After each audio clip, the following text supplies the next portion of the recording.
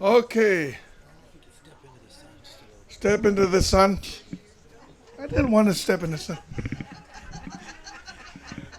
Please bring your chairs over. I'd like to introduce your MC for the next 2.5 days, Teresa Warbus. Teresa Warbus. Everybody say Teresa Warbus.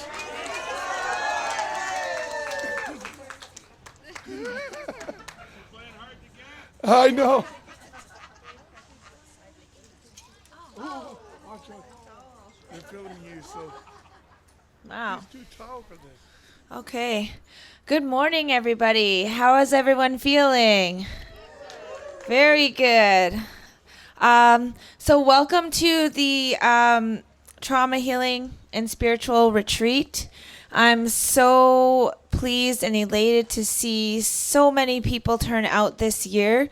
I'm not quite sure if you know, but last year we did have the first edition of this retreat, and we maybe had a handful of people come out, and we knew that if we kept going annually with this, that the word would get out about this event, and more people would come. And so I'm so pleased to see so many more people come out and join us.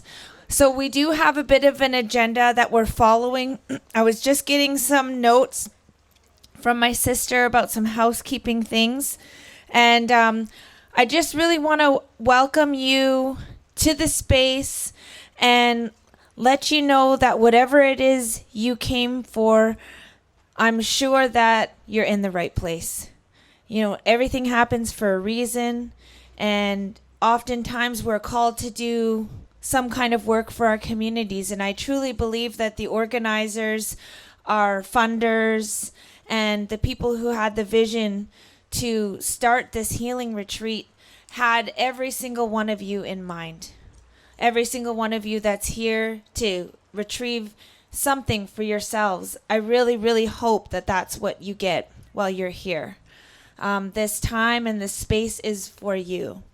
So with that, I think I'll quickly go through the housekeeping things before we jump into the agenda, just so that we can get that out of the way. One thing is the bathrooms, which are just directly back here. There's a little red tent, and they're straight back. We've had a cancellation from Auntie Helen. So some of you have already signed up for sessions with her. So what we've done is we've moved you around to other people, and you're going to have to check with registration to see where your new sessions are going to be. We would like everybody that's here to check into your campsite if you haven't done so already. We do have child minding for those of you that have smaller children who might not be engaging in the sessions. Back by the park, we have some young women who are going to be doing games and sports and activities for younger children. And that is so that you can get the most out of this experience. And, feel free to go back there and check it out. And we've provided that service so that everybody can participate to their full capacity.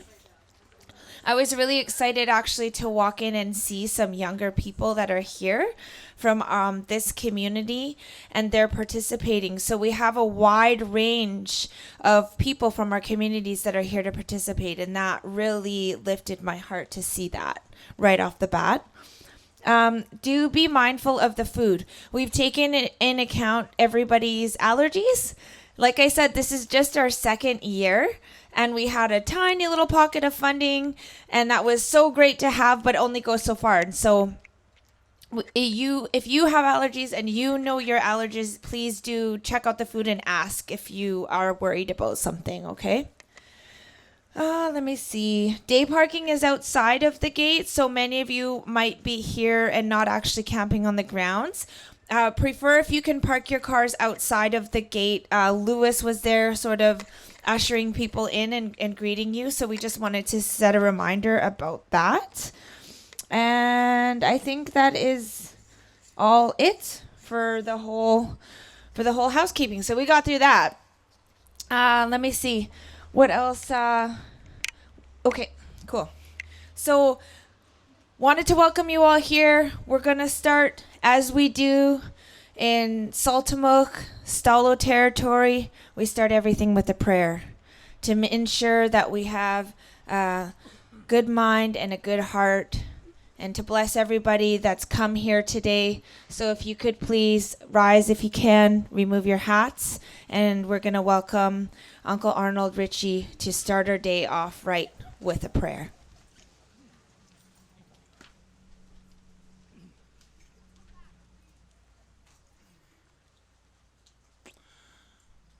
Snukunuka Haakuk by Amasitspa. Rallen Tumbotel Janis Kunschis Reit geschlachlachstum Janek Okalmich. Also Janek geschlapptum Janek Snow at the kitchen Tumbotel Janek geschlachtum the Amhand Lackman. Kat Lamchel, Kat Etlam, Kat Shakota, Kat Zelig. Raupskels Kunschis Reit geschlachtum Janek the Amhand Lackman. Geschlachlachstum Kat Okalmich. Also Janek geschlapptum Mote Kokokst. Good grandmothers, good grandfathers, creator of all good things. We come together today to recognize the creator of all good things. We're here as our ancestors were before us. People wonder why we had some of our difficulties. It's because we believed in prayer. We believed in the creator of all good things. And so when other people prayed, we honored them and we thanked them. Today we'd like to go back to that. If a person prays in a Christian manner, in a good way, we should appreciate that. If a person prays in the sweat lodge in a good way with song and pipe, we should learn to appreciate and accept that. If a person dances in Sion, we should learn to appreciate that. If a person goes to the prairies, the mountains, the rivers, we should learn to love, honor, and respect that. We are here not to convert you. We're here to encourage you to accept the fact the creator of all good things does have a name in every language. Like water, we can take it around the world and ask people to say water, and we'll appreciate that that's what they are saying. So with love, honor, respect, I thank each and every one of you for being here to join us in prayer to make a positive difference for our future generations to come. Kukukst, all my relations.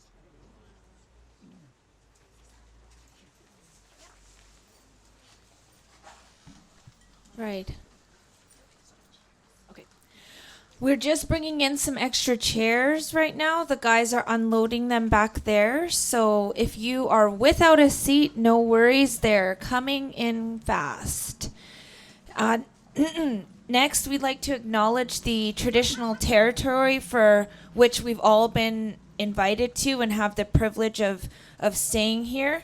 And that just brings up a really super quick reminder, and that is the land that we're on, we're guests here. And so if you can, please pick up after anything. If you see anything on the ground, any garbage, we really want to be respectful of this space and the territory. So let's all pitch in to keep this space clean. My pleasure to welcome Chief Brenda Wallace so that she can do the official welcome to this territory. Thank you so much, Brenda. Thank you, Teresa. Thank you, everyone, Arnold, Stephen. My hands go up to all the organizers, Stephen and Gwen especially. I can't believe how far we've come from last year. There's way more people this year, so that's really great to see.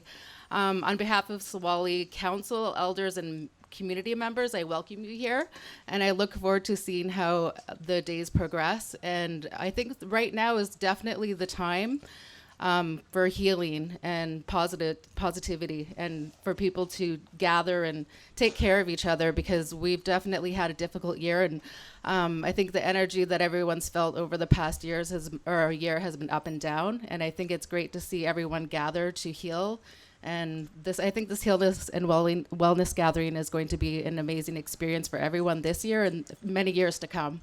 So again, I welcome you to Sewali, and I hope everyone has a great day.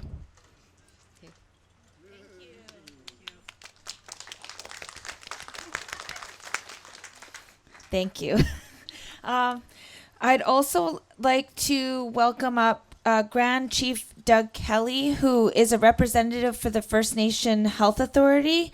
Uncle Doug has been a real advocate and booming voice in representing healing for our people. And a lot of the initiatives that you see starting in the Fraser Valley have come from leadership such as his. Is he here somewhere? Did he step out briefly? Oh, okay. Maybe we can hear from him in a moment because it looks like he's not there right now. We'll skip down to the next opening dancers from the Spindle World Dance Group. They're going to do a traditional Stalo welcome song for all of you. And the most important key messages I think that we have to share is that much of our culture is being passed down now to the younger generations. And like I said, it's so important for us to see that and not only see but exhibit that. And I'm really, really pleased to present my nieces and nephews and my sister, my daughter and my son, who are going to do the traditional Stalo welcome song for all of you. This is the way in Stalo territory, when canoes would land in your village, they would send out the young girls and the young people to go out and to welcome them. And that let them know that they were able to land their canoes in the village. You were not allowed to land unless you were officially welcome and given permission to do so. So let them know that they were coming out with their hands like this, not only to show their thanks and gratitude to the visitors, but to show them they had no weapons and no ill intentions. So this is why we put our hands up like this in Stalo territory.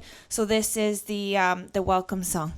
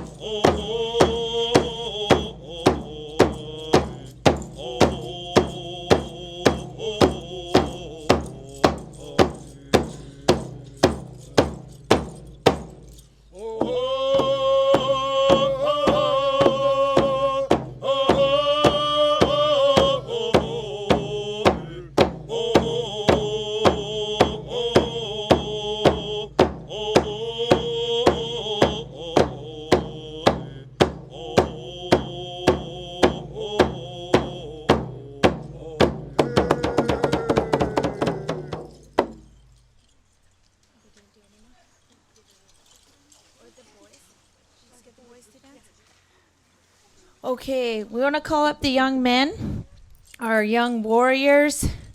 Kimani Seymour, he's Shashwetmuk and Stalo. And Gordon, he comes from Chemainus, and he's also Stalo. And they are going to do for you the Eagle song. Represents the flight of the eagle.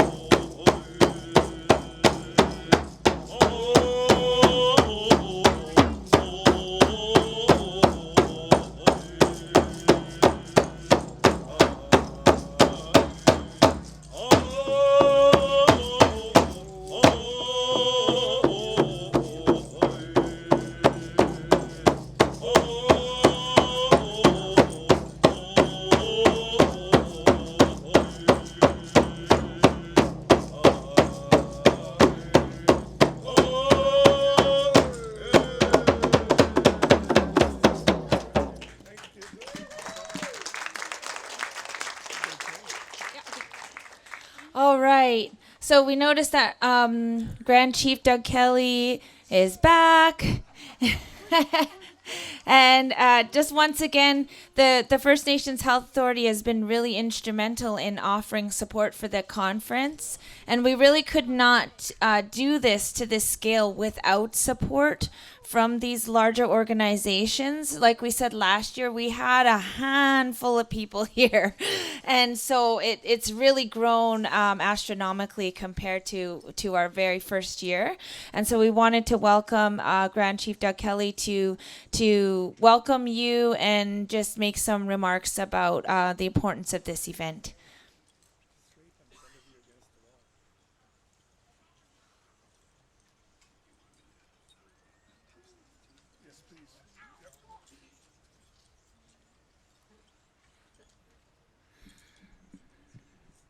Good morning. Good morning. That's better. I wanted to make sure you were awake. I don't want to make a long-winded speech and put you to sleep if you're already sleeping. You know, I better be on my best behavior. My auntie's here. Where are you, Auntie? There she is, right in the middle. Auntie's our elder. She's the eldest from our community. She's joined us today. Thank you, Auntie. Now I have to behave. And that's the way we were taught. I shared that with my youngest daughter when she went to the University of Victoria. I said, we have family all over Senchothan territory. You misbehave, I'm going to hear about it. That's the way we were taught. Family. It's our strength. It's our medicine. It's how we take care of one another through good times and through bad times. Didn't want Father Gary to think I was behaving because he's sitting so close to me. When I saw Father Gary, he says to me, how are you? And I said, fat and sassy, I don't change. He says, well, I'm skinny and sassy, and I don't change either. I have nothing but love and respect for Bishop. Met him a long time ago and really appreciated Arnold's words about prayer, about belief in a higher power. And it doesn't matter from what race or what place. If you pray, then it's good. It's good medicine for all of us. And that's one thing Father and I are always talking about. His house and our house. His rules and our rules. I get under his skin sometimes. He doesn't change, but he gets red. And he notices that I often attend services for our people. Sometimes it's to put a loved one away. Sometimes it's the joining of families. Sometimes it's a baptism. All kinds of reasons. Father's taking care of our people. And he'll say to me, you don't go to communion. No, Father, I don't. He said, how come? I said, when I'm in your house, Father, I follow your rules. He says, you go to the mountain, don't you? Yes. Same thing. He said, you go into the water, don't you? Yes. Same thing. You use cedar, don't you? Yes. Same thing. I said, Father, when I'm in your house, I follow your rules. When I'm in our house, I follow our rules. It's the only way I know how to be. And so it doesn't matter how you believe, just that you believe.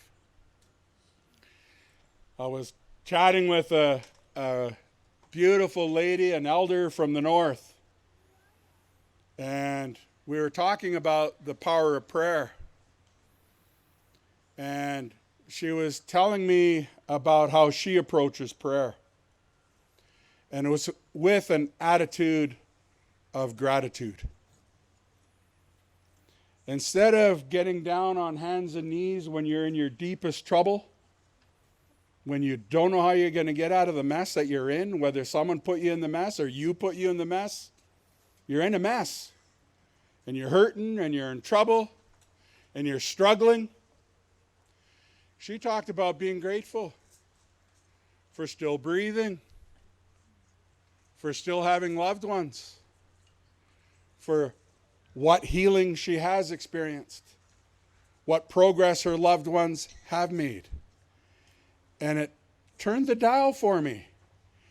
It helped me understand about the importance of prayer, beginning with an attitude of gratitude, beginning with an appreciation for all of those gifts, all of them. So when we think about problems, sometimes we get stressed out, we get worried, we get concerned. We're getting tangled up in the cord. Hang on a second. Can't keep my feet still when my mouth's moving.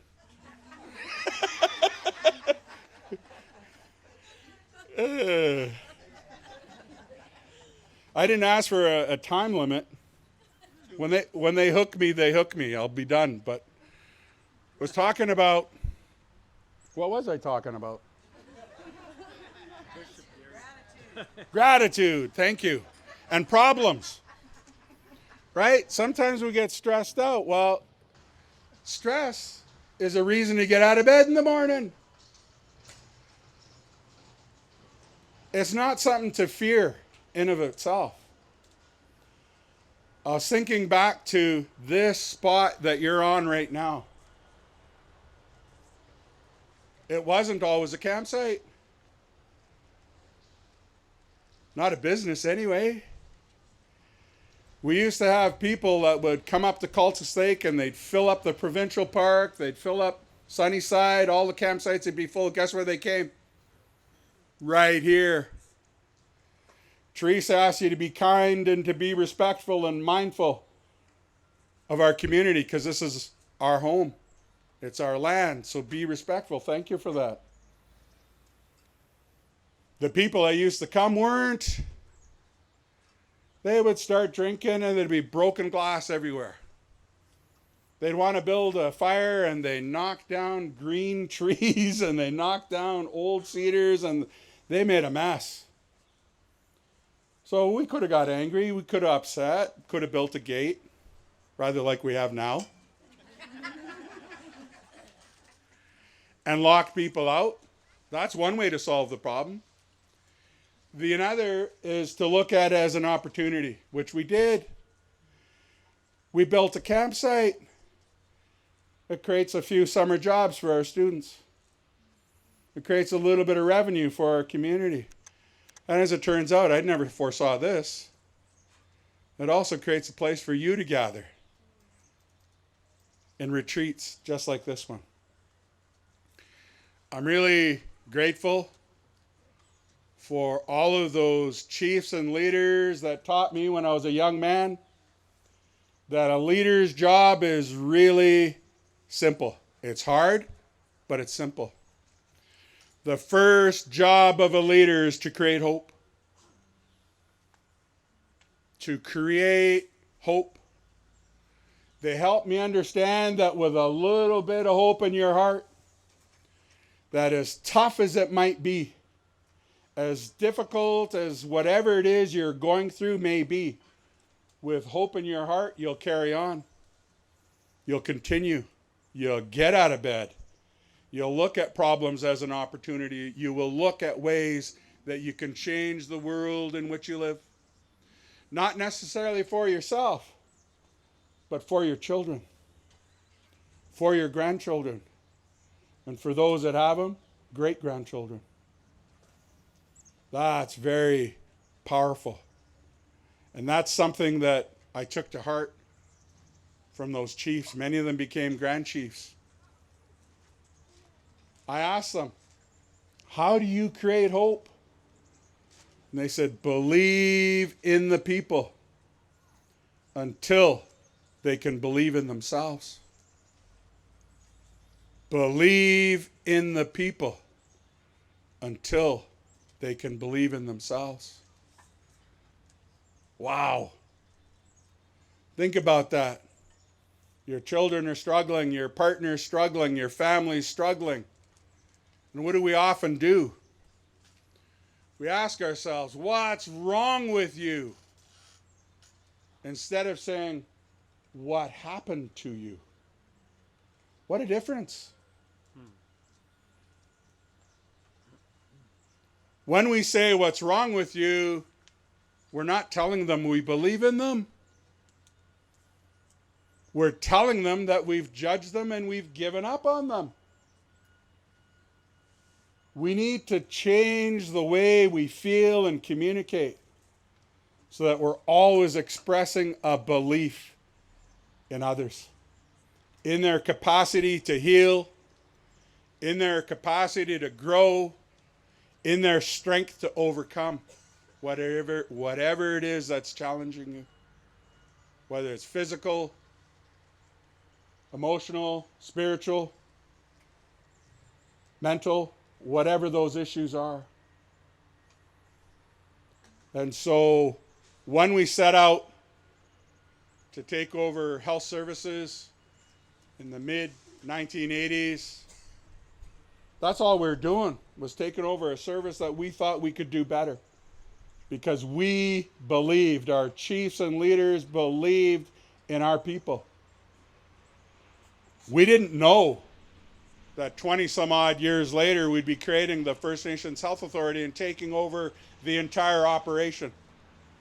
We didn't know that. But that's what we've done. Our chiefs and leaders across British Columbia believe that we can do better, and we will. That's not to say that we're infallible. We will make mistakes. I met this little old lady in Osoyoos. I understand she's gone now. A little bit like my aunties. Tough, straight up, not shy about telling me what they think. This little old lady came up to me and said, I don't support what you're trying to do. I just nodded. She continued to tell me her issues and concerns with creating a First Nations Health Authority. When she was done, I said to her, has the Interior Health Authority ever apologized to you when they dropped the ball and didn't provide you the services that you needed? She growled at me. She said, are you dumb? Are you stupid? Of course not. And I said, that's what I thought. I said, has the BC Ministry of Health Services apologized to you when they dropped the ball? She's starting to growl. She's starting to get mad.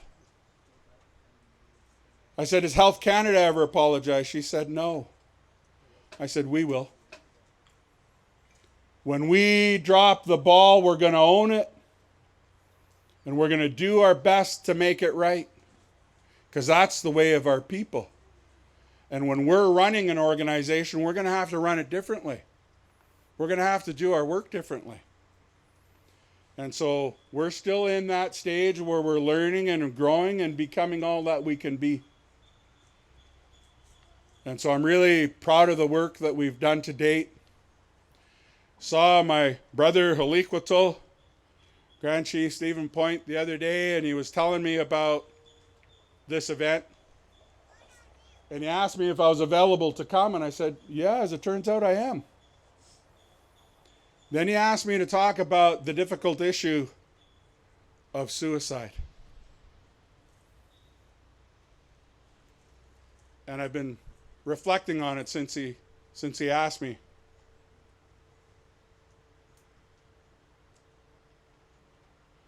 I was 19. My grandmother, my mom's mom, was killed in a car accident a year and a half earlier. My grandfather, my dad's dad, passed away earlier. Not much, real close. If I could have, if my mom would have let me, I would have lived with my mom's mom. When she hugged me, it was pure, unconditional love. How many grandmas in the room? You know what I'm talking about? You know that unconditional love that you have for your grandchildren or great-grandchildren? That's what I got from my granny. So when I was 6, I didn't know I was hurting my mom's feelings. I said, Mom, I want to live with Granny. And oh, I got a stink eye. Didn't know I was hurting her. I just wanted to go and live with my granny. That's where I wanted to be. That summer, she put us on the ferry. My youngest auntie, Hazel, she's gone now. She went in the same accident that Granny went in. She came over, picked us up, my 2 brothers and I. My sister was too young. And we went over. A couple days later, my brothers are homesick, so Auntie took them back on the ferry. Mom picked them up at the ferry landing, took them home. I'm supposed to go home after a week. 2 weeks, I'm still there. 3 weeks, I'm still there. I ain't going home. Gramps and Granny were okay with their eldest grandson staying with them. Mom, not so much. She finally came over on a ferry and picked me up and made me go home. I'm still pouting. That was 53 years ago. I'm dragging my lips around today. My dad's dad ran a little farm not far from here. He had milk cows. He had an orchard. He had a big garden. He was always working on his farm. He had chickens. And he would take me with him to do chores in the morning. Oh, I love being with Grandpa. I just got in his way, I'm sure of it. So I was hurting when they passed. Now I was working, came home in the middle of the week, and my mom was up making a cup of tea before she went to bed, and she smelt me before she saw me. I'd been drinking. And she said, "You never drink during the week. What's going on with you? Sit down." And she put a cup of tea in front of me. "How are you feeling?" And she knew I loved my granny. She knew I loved my gramps. And she knew I was hurting.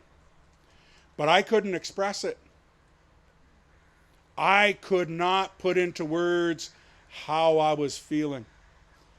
And my mom was getting a little bit frustrated and a little bit angry with me. So I finally answered her after she kept after me to tell me how I was feeling. I said, "I feel numb." Cuffed me. I'm looking at my mama. She'd never hit me like that. Wooden spoon? Yeah. I always love wooden spoons. They break. One good whack and that's it. End of spanking. And then somebody invented Tupperware. Oh my Lord, those spoons don't break and they hurt worse than the wooden spoon did. How many guys know that? I'm not the only one. We still cuss the inventor of Tupperware, don't we? Yeah. So she cuffed me. And before I could even react, she hit me on the other cheek. And I'm looking at my mom, I'm shocked. Number one, I didn't know she could hit that hard. And after the first blow, I sobered up. You know that kind of miserable, maudlin drunk? Just, you know what I mean? You're just in that middle spot. For those of you that drink or used to drink, you know exactly what I'm talking about. Wasn't happy, wasn't miserable, just kind of maudlin right in the middle, you know? So sobered up. Oh, bummer. All that money and it's gone. She sobered me up like that. The second blow knocked that suicidal feeling out of me. And my mom taught me something that stays with me today. Grief.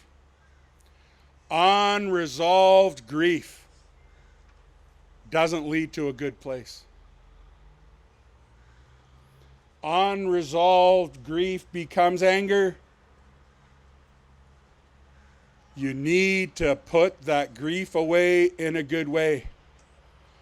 Because as strong as you might think you are, as disciplined as you think you might be, no human being can manage anger.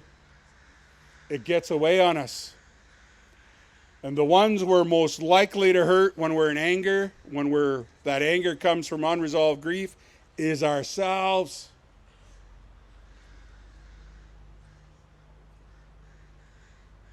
We can't forgive ourselves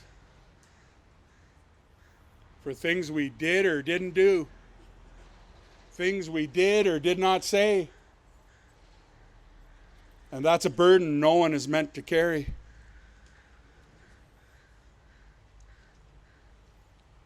So I'm not recommending that as an intervention, cuffing your suicidal loved one. That's not why I'm telling the story. I'm telling it so you understand the power of that and her teaching. So my mom helped me understand that anger is energy. And when you look at energy, it doesn't matter if it comes from a good place or a bad place, it's energy.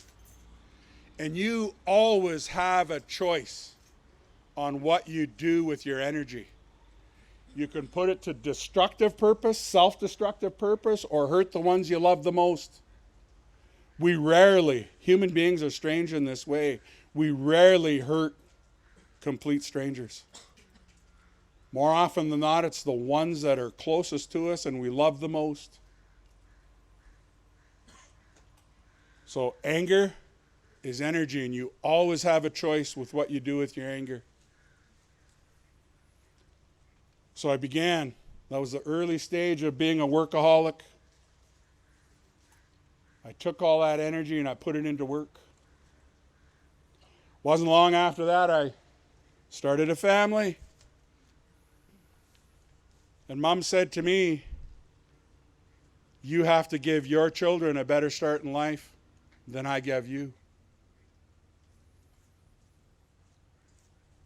Well, I couldn't pay all the bills.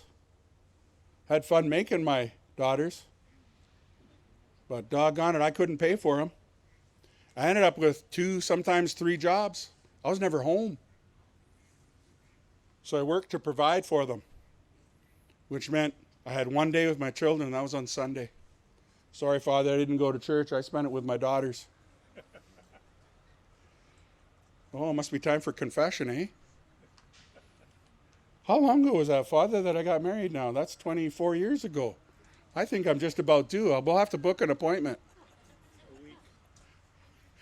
Arnold says book a week.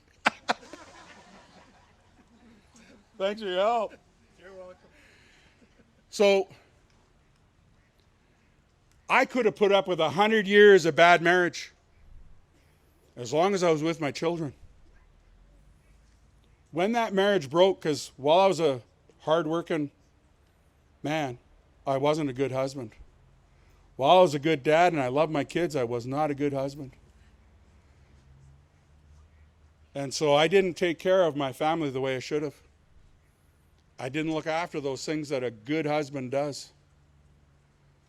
And so when my children went with their mother, when our marriage broke up, that's the second and last time I got suicidal. And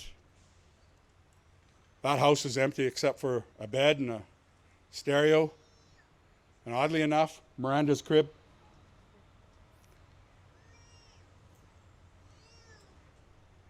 Miranda's the reason I'm still alive. She would not sleep anywhere but in her crib, in her room. That's my baby. She's the reason I'm still here. Because I got overwhelmed with guilt. For that first 6 months after my marriage broke up, I was the most rotten SOB ever. Man, I was hard on myself. Mean. Judgmental. Really tough on myself. And then the next 6 months, I was tough on my ex. And after about a year, I kind of went, okay, it takes 2 to make something work in terms of a marriage. It takes 2 to make it fail. And I let it go. I let my flaws and my failings go, and I let all of hers go.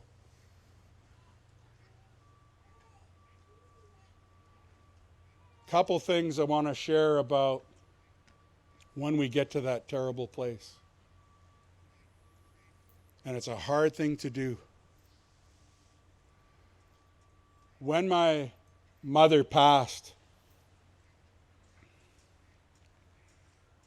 I was living in Chilliwack. How many of you guys remember waterbeds? How many of you guys had a waterbed? Those are a little wild, aren't they? What were people thinking? Hey, what were they thinking? Anyway, my mom died early in the morning, and she came to me when she died. She said, "Doug, I love you. Everything's going to be okay." And I sat straight up out of bed. In a waterbed, that started it moving. And I woke up my now ex-wife. And she said, "What's the matter?" And I said, "Mom just spoke to me." She said it twice. "Doug, I love you. Everything's going to be okay. Everything's going to be all right." And my wife said, now ex-wife says to me, "You better go see her. It's been long enough." You see, my mother and I, the last words we had were words of argument. Angry words between a powerful, strong mother and a son who's just like his mom. We're a lot alike. And so I was carrying guilt, hurt, because I never made it right with my mother. But she knew that. That's why she came to me. And this is what I learned from that experience. Human beings, we carry grudges. We carry hurt. We carry judgment. We carry bad feelings. But when we go to the other side, that's all gone. It's love and it's forgiveness. And you cannot break that bond between a mother and a child. You can't break that bond between a grandmother and a grandchild. You can't break that bond between a grandfather and a grandchild, or a dad and a child. Their physical being may no longer be here, but they're still walking with us. If we're open to it, and we look after those rituals and ceremonies that the Creator gave us, they'll have messages for us. They will come to us in our time of need. They'll share words of teaching and words of encouragement. Or, as from time to time my mom still does, she'll give me a swift boot in the ass and ask me what the hell's wrong with me. Smarten up, you know better than that. They do that too, for those of us that need it. So, if you can forgive yourself, you can forgive everyone. And that's a huge blessing. Then you don't need to carry any of that negativity. You don't need to carry any of that harshness, ugliness, all of that negativity. You can just let it go.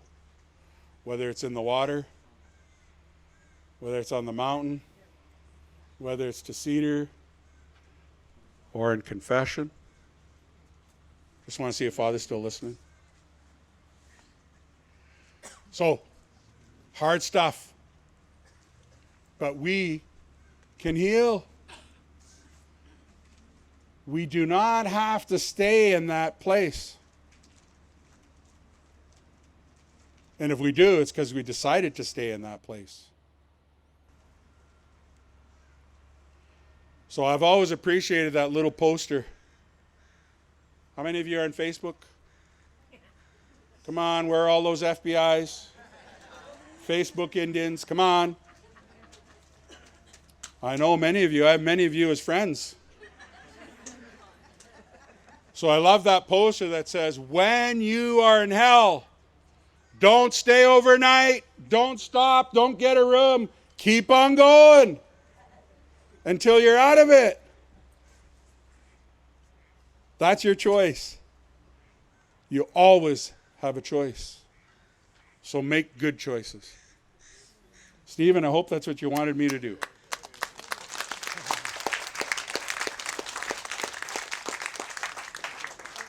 Just wait right here for a second.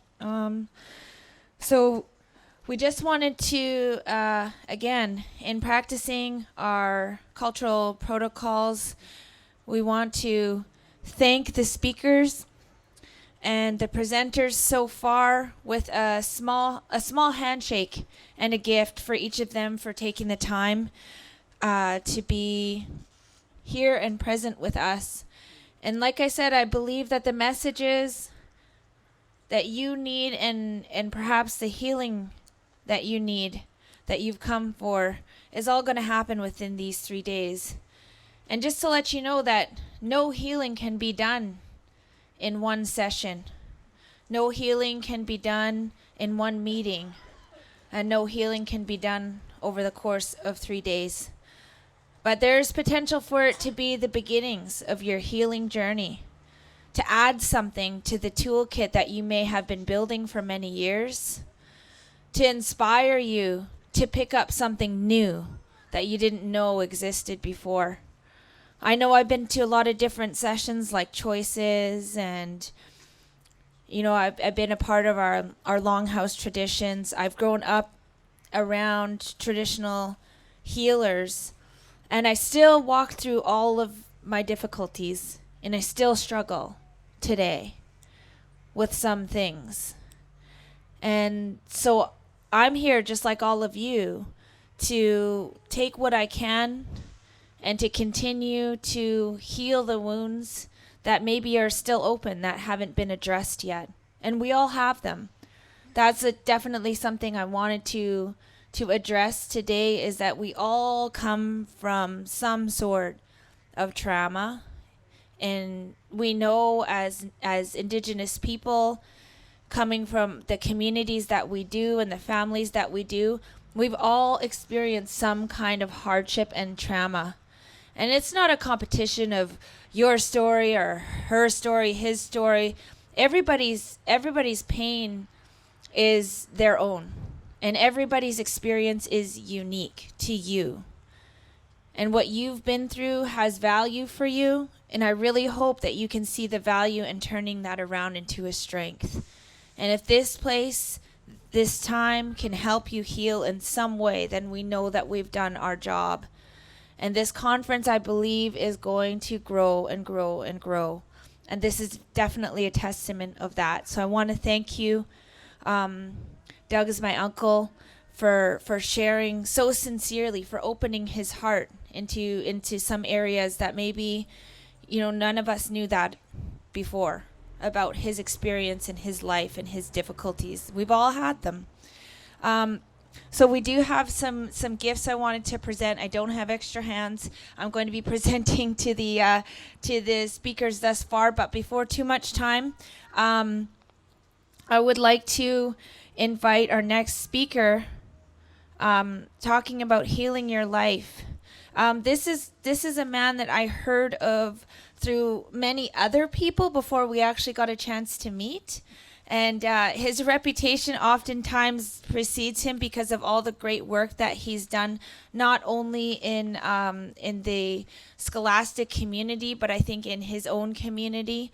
As a scholar, some of the materials that he's written, the research that he's done in our own areas of study, and that was something I was always encouraged to do. If you go to school, study our people, study our ways, talk about us. And I think that's so important, and some of the key messages that Dr. Lee Brown brings. I had the pleasure of going to UBC with his daughter, and so we became acquainted a little bit more closely, and I just love hearing him speak. His knowledge and his truth is invaluable. So I really, really want to give a big warm welcome to Dr. Lee Brown.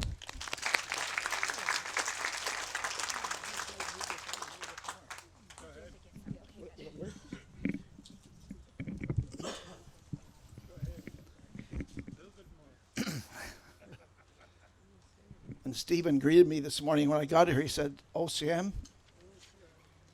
I thought he was speaking Cherokee to me because in Cherokee it's OCO. I'm a Cherokee person, which makes me an Iroquois person. I was born for the Wolf Clan. I'm from the Wolf Clan. And we have 7 clans. One of our clans is a potato clan because we are about food. We are farmers. We've been farmers for a long time. And my name in my language is Seinusti. Seinusti, someone that brings a message. Or someone that shows up in your dreams. Could happen.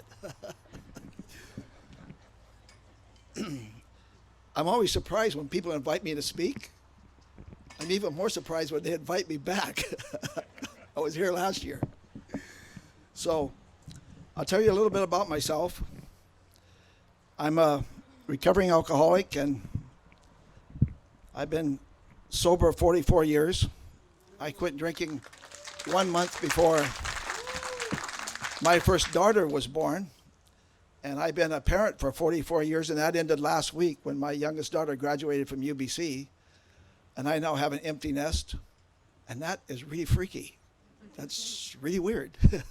I'm taking a while to get used to it. What do I do now? And I was born into an alcoholic home, an alcoholic community, and almost every significant adult in my life when I was a young child was a drinking person and a smoking person. I bet you sometimes as a child I was exposed to 30 packs of secondhand smoke a day. You know, people were smoking. I mean, the house had blue smoke in it. You guys remember that?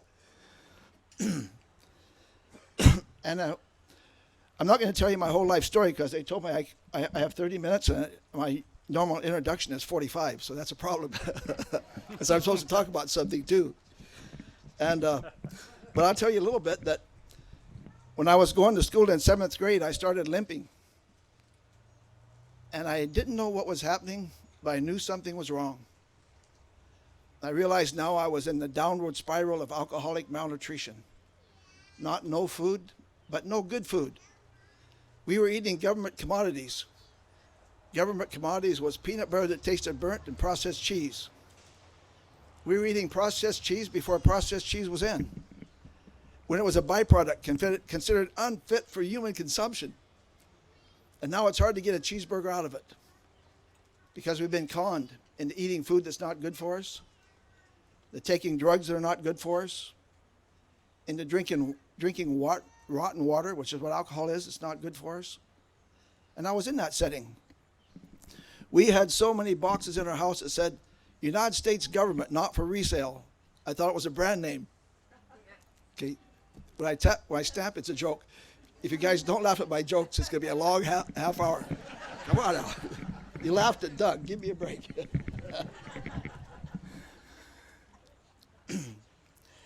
When it came time to go back to school in 8th grade, I didn't go. I was laying in the back room of our house. I was getting weaker every day. I came to a place at age 12 where I weighed about 35, 40 pounds. I know that sounds unbelievable. My hair was falling out. My teeth were breaking off at the gums, and abscesses began to grow into my mouth out of the roots of my teeth that were still there.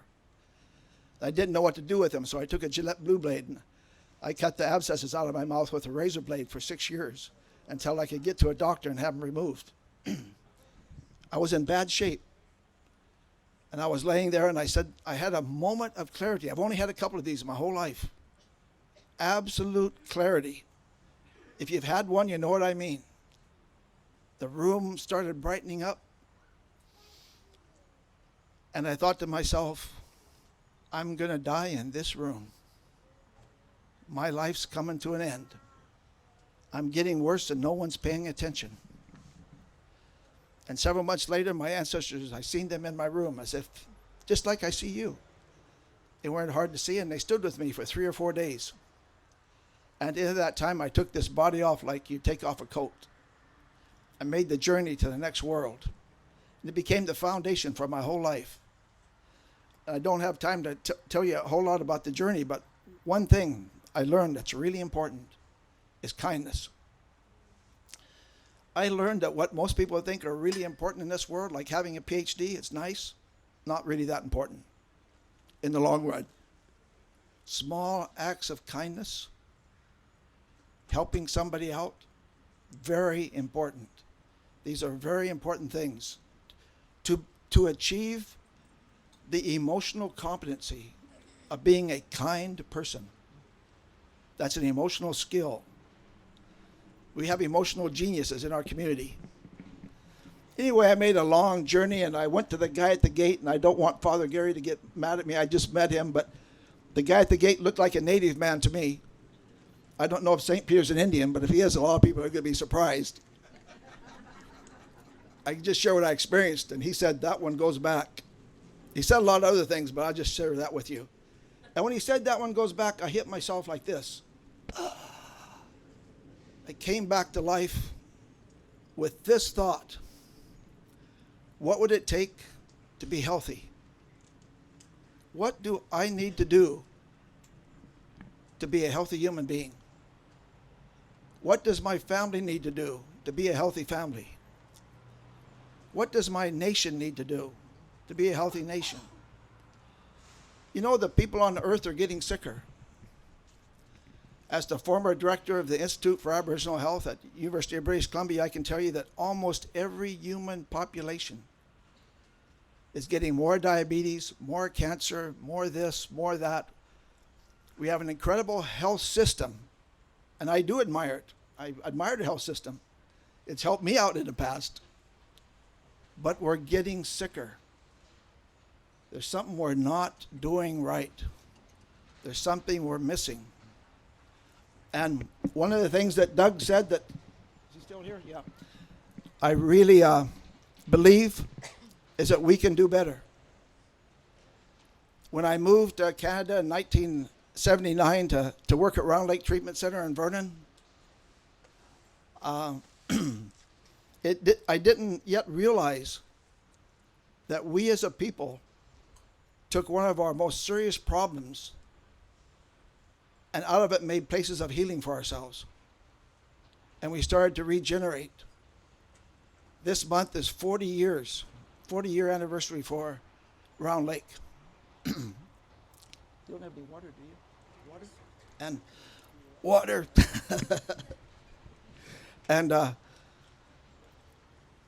And I think there's been 2 major studies of Round Lake, and we did do better. The average native client that comes to Round Lake stays longer than that native client going to a non-native center. Several times. The percentage is 4 or 5 times more than non-native centers. And so we did that for ourselves. We've done an amazing thing for ourselves. And one of the wonderful things I had to do at UBC was I worked with the Alternative Care Cancer Clinic at Vancouver General Health. They do alternative cancer care that integrates with chemo and radiation. And I think we're ready for the next step. We're ready for treatment centers, inpatient, residential treatment centers where people will come and stay like they do at Round Lake for 6 weeks, and we'll look at cancer. I think we can do better. And maybe that sounds egotistical, but we have several things that the Alternative Care Cancer Clinic at Vancouver Hospital doesn't have. We have our culture, we have our ceremonies, we have prayers, we have our traditions, and we have medicines that, not that I want to use anybody's medicines that they don't want used, but there's a lot of common medicines that we have that we can use. They have 14,000 research documents at that Alternative Care Cancer Clinic that relates to alternative cancer care. We can use all those and our stuff. We could have a center specifically where people had diabetes come and deal with that. One of my students, I used to teach a class, one of my favorite classes was ethnomedicine, where each student takes a medicine that's been used that has a medicine that already takes a plant that has a medicine that already comes from it, and they theorize another one. And one of my students asked me if he could do a paper on medicines good for diabetes. He identified 33. Some which reduce stimulate insulin, some which stimulate kidneys, and some which stimulates other organs that deal with diabetes. We could use this at the alternative care cancer clinic. They start with the very oil you use to cook with. We need to learn how to eat differently. And it takes time to really change those habits. And I'm not a vegan or anything. I love cheeseburgers. I was in that 17-car pileup on the Swanson Bridge there coming off the ferry. And I know how to drive on ice, so I was okay. But 2 cars hit me, and I went out of control. My car started spinning, and it came around, and I was headed for the edge of the bridge. And I thought, man, if this bridge don't hold, this is it. As I go on this river, it's over. And just as I hit the bridge, my last thought was, glad I ate those cheeseburgers. I thought I was going to die of a heart attack. I had a talk planned for today, but one of the things that happens to me sometimes is I wake up early in the morning, like I did this morning, and the talk kind of comes, and I was thinking about several of my ancestors this morning. One of my ancestors was a woman named Blue Holly. That's a plant. A lot of my ancestors are named after plants. A lot of my ancestors have names in them that have corn. Cornstalk I'm a descendant of Cornstalk, a man named Cornstalk. I'm a descendant of a woman named Healing Place. If you ever go to our territory and you'll see a statue of her, it says Christian Place. They didn't want to put healing on there, so they changed her name to Christian Place. But her original name was Healing Place. What a nice name. Her name was Healing Place. If you ever go to Cherokee Territory and you come to Redbird Mountain, Redbird is my direct ancestor. Redbird Lake, Redbird River. And I was thinking about them this morning, and they changed my talk. So I want to talk about, and give me the hook when I'm out of time, let me know. We lost the hook. You lost the hook. I remember Arnold Ritchie, when I came to Round Lake, he was on the board. I don't know if he remembers this. But on August 7th, 1980, you said, no, just joking. So one time Arnold stopped by my house there that I was living in by Round Lake. You remember this? You fell asleep for like 8 hours. He woke up and he says, oh, Lee, you got a peaceful house. I said, yeah. People come here and they fall asleep. I'm not that interesting. So I want to talk about the 3 gifts that the Creator has given us. I want to talk about the 5 purifications. What I'm going to share with you now comes from one of my teachers, who was a Puyallup tribal member named Don Matheson. And Don once said to me, this is a really important sentence for my life: all healing occurs through circulation. The healing of the mind occurs through the circulation of the mind. The healing of the heart occurs through the circulations of our emotions and our feelings that we have. The healing of our body occurs through our bloodstream, the circulation of the blood that is in our body. The healing of our spirit, through the circulation of our spirit, through our ceremonies. And we had a little ceremony before we started here today, and we blessed ourselves and through those things. And then the 5th one is the voice, to use the voice in a good way. My grandmother said, my maternal grandmother told me, we are mental and emotional beings living in a physical and spiritual world. We only have 3 possessions: our thoughts, our feelings, and our words that we have said in this life. When you leave this world, you take the words you've said with you. They are your possessions. You take the thoughts you've had and the feelings you've had. So Grandma said, have some good words. Make sure you have some good thoughts. Make sure you have some good feelings. Sickness comes when there's a blockage in. All sicknesses originate in a blockage in one of those 5 areas. When you have a thought that you can't share. When you have a feeling that you hold within yourself that you can't share, when you have words that you feel like you can't say, when your body is blocked by eating bad food, when your spirit is blocked by sometimes being hurt or being confused, people turn away from their spirituality. You know, I'm one of the great loves of my life is I'm a potter. I make pots. Two policemen were walking by the pottery studio where I work the other day, and I wondered what they were doing that early in the morning. So I opened up the door and said, "Hey guys, what's happening?" They said, "We're looking for a homeless guy sleeping by the buildings around here." I said, "Not me. I've been up for hours." They said, "Well, what is this?" I said, "It's a pottery studio. I'm a pot dealer." Fortunately, they laughed. Early morning, good sense of humor. In the pottery studio the other day, I overheard two of the other potters, elder women, most of us are older, and saying they were atheists. I said, "You guys are atheists? Geez, I hope you're pleasantly surprised."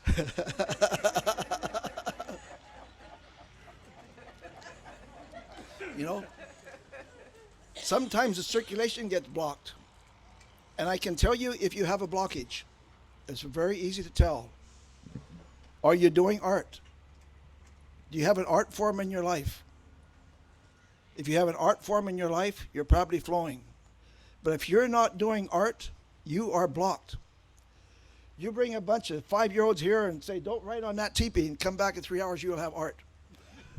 You cannot stop a human being from doing art unless you hurt them deeply. If you're not doing art in your mind or in your heart, in your body or in your spirit, you have been blocked. When we get clients at Round Lake that say, do you have anything I could carve? Do you have some paper I could draw on? We know that healing is happening because the creativity, the flow, is starting to flow again. So we have two things we really need to do with our children. As I was listening to Doug speak, a leaf fell on my lap. Where I'm from, the leaf represents a child. And of course, I thought about my children, especially now they have an empty nest. I'm thinking about my children a lot. I thought about your children, because this is what this is about, is our children. It was like a reminder to think of the children. You know, a leaf, I have it right here in my shoe. I'm keeping it with me. I'm taking it home. It fell right on my lap. It's significant to me. And we need to heal ourselves. We need to, in a time when the world is becoming so incredibly polluted. This week they passed a law in the States, or they changed things so that they don't have to go by environmental regulations if it costs too much. They're going to build this mine in a watershed in Alaska, and there's going to be more pollution there. Turn on the TV, ugly stuff. Turn on the news, people saying bad things. Getting worse every day, it seems like. So it may seem strange to hear someone say, we need to purify our minds. We need to purify our hearts as much as we can. We need to purify our voice. On my Facebook page, I try not to allow any swearing or negative words. I don't allow the N word. I don't like the B word. I don't like the F word. People say, well, I can say anything I want. I say, well, yeah, you can, but not on my page. This is my family page. My kids are here. And some people say, well, you're more intelligent. People that swear are more intelligent. Well, if they're more intelligent, why are they swearing? You know? The peacemaker and founder of the Iroquois Confederacy said that we have 3 gifts that we make our life with. The power of the good mind, the power of the good heart, and the power of the good voice. Fool's Crow, the nephew of Black Elk, who had a great vision in 1872, when he was 9 years old, born in 1863.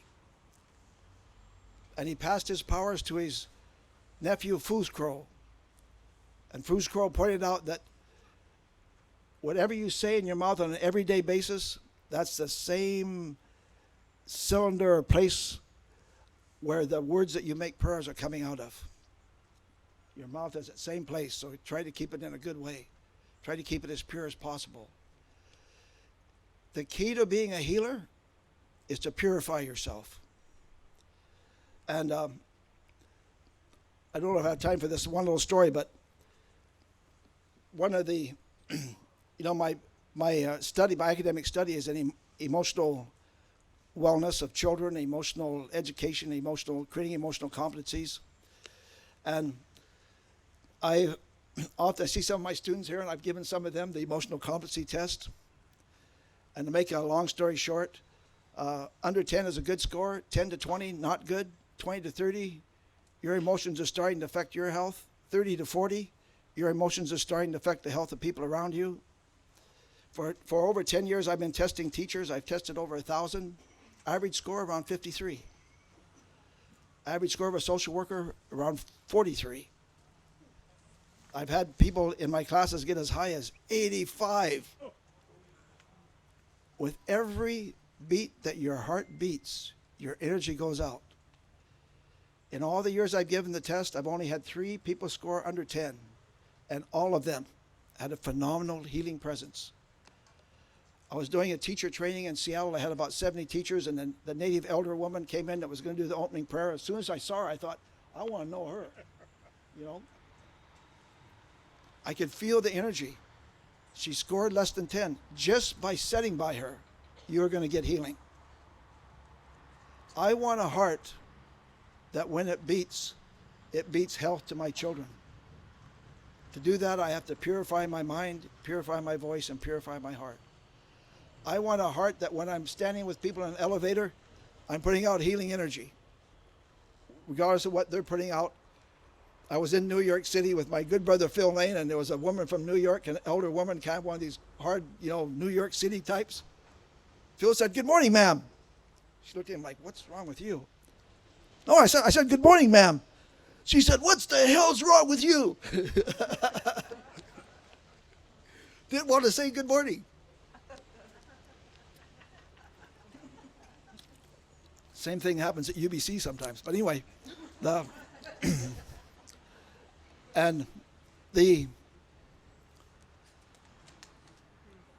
we need if you want to be a healer and a healthy person, you have to purify yourself as much as possible. There's 4 really powerful purifying things that we have in this earth, in this world. It's the earth itself, the water that's there, the fire that we use, and the wind that blows.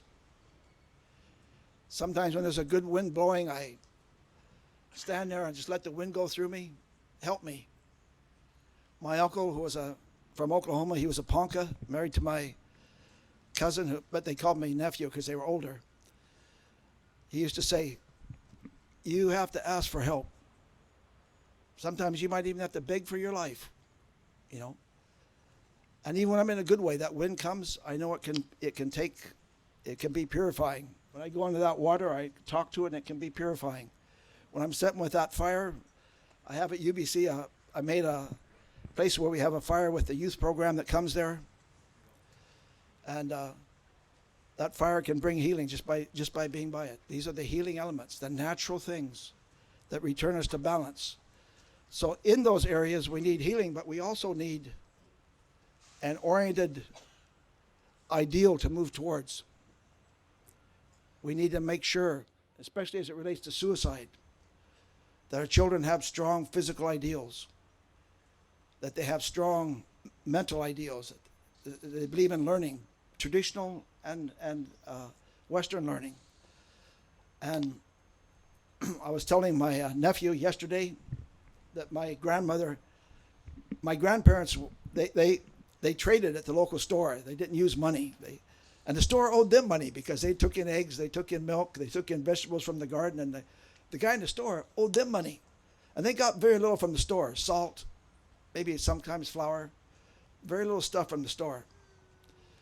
When I was coming out of there one time, my grandmother said, "Grandson, did that guy cheat us?" I said, I don't know.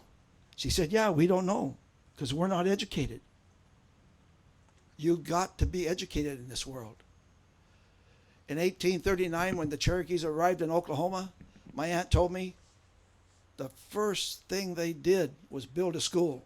Before they built a home, before they built a ceremonial place called the Stomp Dance Grounds, before they, you know that phrase, his old stomping grounds, that comes from us. That's our ceremonial place, the Stomp Dance Grounds. And so that your children have physical ideals, mental ideals, emotional. My emotional ideal is to have a good feeling for everyone I meet. That's what I want to have by the end of my life. When I was a young man, I was pretty militant, pretty not that way, you know. I want to be different as I get older.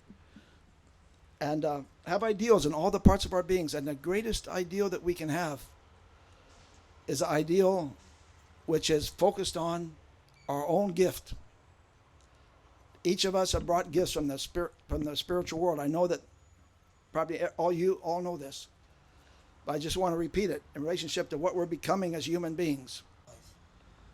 That each of us, before we came here and ancestors gave you something to bring here for me. They gave me something to bring here for you. You are my gifts. You are not my enemies. We have no enemies. We only have gifts. There's no them. It's only us. And I think I'll close with what I told my children. I want to close with this statement. I told my children that the greatest thing you can get in this life, the greatest possession you can have, is your path of service to others. Find a way to be a helper. Sweep the floor, do the dishes, help somebody. Find a place of service. And the greatest path of service you can have to others is the one in which you use your gift. To use the gift you brought. Lucky person that gets to use their gift in service to others. For the healing and well-being of other people around them. And along with what Doug said about having hope and relating also to what Arnie said in his opening words, I believe above all things that we are in that time right now, in this place right now, that the ancestors of this land have spoken of, the wise ones of this Turtle Island. We have come to that time when it's time for us to heal, to arise, to awake to the reality of our divine, sacred, and eternal gift that lies within the boundary of our own soul, and to arise to use it in the blessing and the healing of those around us, the healing of ourselves and the healing of our families, but more than that, the healing of our nations. And this might sound like an incredible, Doug talked about what a hard time we've been through. When I've been in my hardest times in life, I've remembered the words of the peacemaker. The peacemaker said, the native nations will become as almost nothing. But the day will come when we will become stronger than before. I doubt if there's many people in British Columbia that know how strong the Stolo Nation was at one time. The great civilizations that existed here, and the knowledge and the health and well-being, the good hair, the good teeth, the healthy life. I was one of the guys that came to the farm on Sunday. Jeff Corntassel is related to a guy I really admire, a Cherokee man named Springfrog. Springfrog Corntassel was my age on the Trail of Tears. I'm older than Arnold. He was my age on the Trail of Tears. He was born in the 1700s. He died in 1907. 1 year after Oklahoma became a state. 130 years old. And in pictures of him when he was in his 120s, he wants it like this. Man, that was a strong guy. Look him up on the internet. Springfrog. Cherokee man. They have pictures of him. The camera came about in 1805. really started being used in 1810. So there's pictures of spring frog all through his life. It's time for us to arise and awaken, to heal ourselves, but more than that, to heal all the nations. We have a work to do upon the earth among all the nations. And more than that, much more than that, the healing of the earth itself. The Mother Earth is sick. I've done a lot of work, and I was in palliative care at Vancouver General last week, doing an end-of-life ceremony for a beautiful Algonquin Mohawk brother. Mother Earth's in palliative care. Many men at the end of life, their hair falls out a bit. The trees are dying.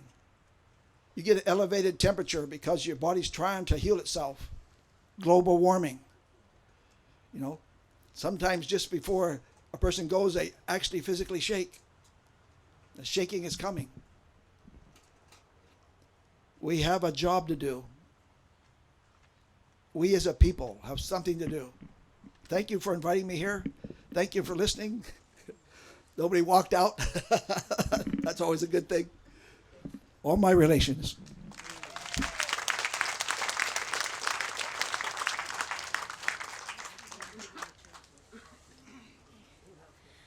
So I hope that you enjoyed that talk with Dr. Lee Brown.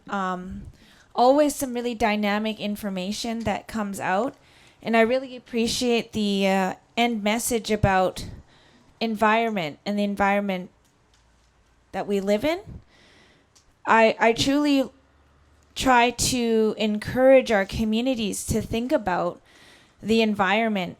And it's every single day in your daily lives. You know, we spread the messages as Indigenous people that we're caretakers of the land. But you know, when we have a small family gathering at the Longhouse, I've seen truckloads of garbage leave afterwards. And it's no more than 20, 25 people, 50 people at a gathering, and then they're leaving with, 2-3 truckloads of garbage afterwards. And so I think in the one hand, we're strong in practicing our traditions, but we're leaving some really key messages out in our daily practices about simple things like recycling, reusing, maybe shopping less for some people, regifting clothing. There's so many different things you can do in your daily lives. And that is why we gave out water bottles and instead of engaging in too much plastic bottles, because although they can be recycled, recycling is actually bad for the environment as well. Recycling takes up energy. And so recycling is a great thing to do, but it's also not the be-all, end-all answer to how much we can reduce and reuse. Encourage your communities to compost if they're not doing so already. I'm making a big push in my workplace and in my community for composting. Paper towels should be going in compost, food. You should be recycling and composting more than you're throwing away. The landfills are getting overused and they're to capacity at this point. And I've been encouraging people to bring their own dishware to our traditional gatherings. I think I've seen two people do it so far. But it and it might feel weird at first and you kind of feel like you're sticking out because you're doing something different, but maybe the trend will follow because we are throwing far too much away. We're doing a good thing by gathering as a community, but we're leaving out this crucial piece of being caretakers of the land, of not actually thinking of how we can reduce our footprint when we're gathering as a community. So just something to think about in the practices. I really just want to thank you, Dr. Lee Brown, for that message, ending on that message. I want to give a chance for anybody in the audience today, the participants, to ask questions of Dr. Lee Brown before we close his session. So if anybody had any questions that they wanted to offer, reflections, maybe a response to something that he said, anything that you have it in your heart to share, we'll just open up for a couple minutes to do that. And it only takes one person to start off. Awesome.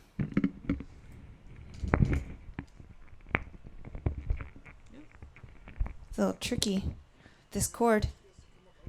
Yeah, maybe if you can come up with your question. We don't have a roaming mic this time, so or you can tell me if you want. Not so much a question, it's just a comment, a compliment. Okay, cool.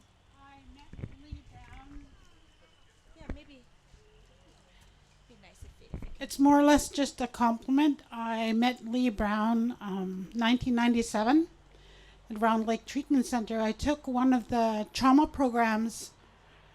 It was a pilot project that Round Lake attempted, and they didn't continue because it was too heavy. But I was really blessed by listening to him share the prophecies, and I'm really grateful that I have an opportunity to come and listen to your words of wisdom again. When I first went to Round Lake, I changed my life just before and come from a lot of trauma.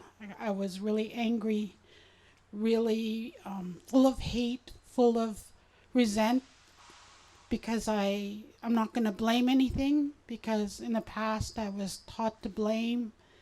But that was my first healing, and I really appreciate the words I heard from you from then.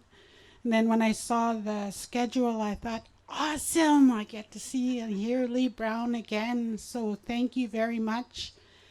And after I came from there, one of my sisters from Osoyoos was having difficulty with her son, and she shared with me how she brought her son to Stephen Point. And when I first saw the poster, I was telling and spreading the word in the Gitxsan Nation where I'm from. I'm from the further north, but not way up north. So many people were saying, oh, nice, nice. And then finally my boss noticed that I was sharing and spreading the word. And she says, Val, if you want to go, because I work for the treatment center in Kitwanga, Wopsiset Community Healing Center. When I went for my first trauma, I never would have thought to this day, this was 22 years ago, that now I'm a counselor at the Wopsiset Community Healing Center. And then when I first heard, when I registered, my coworker asked, well, what do these sessions do? And she said, one of them does the calling back. And that's big in my nation. My grandmother and my late chief taught me, when you're traumatized, your spirit leaves. And so I've been doing that with some of my family and friends, because I was traumatized before Round Lake, and my elder brought me back to the scene where I was almost killed and called my spirit back. And what an awesome feeling to feel again, because before that I was numb. I didn't care. And I knew that this anger and this bitterness wasn't something that I wanted to leave Earth with. I knew there was something better. So thank you very much.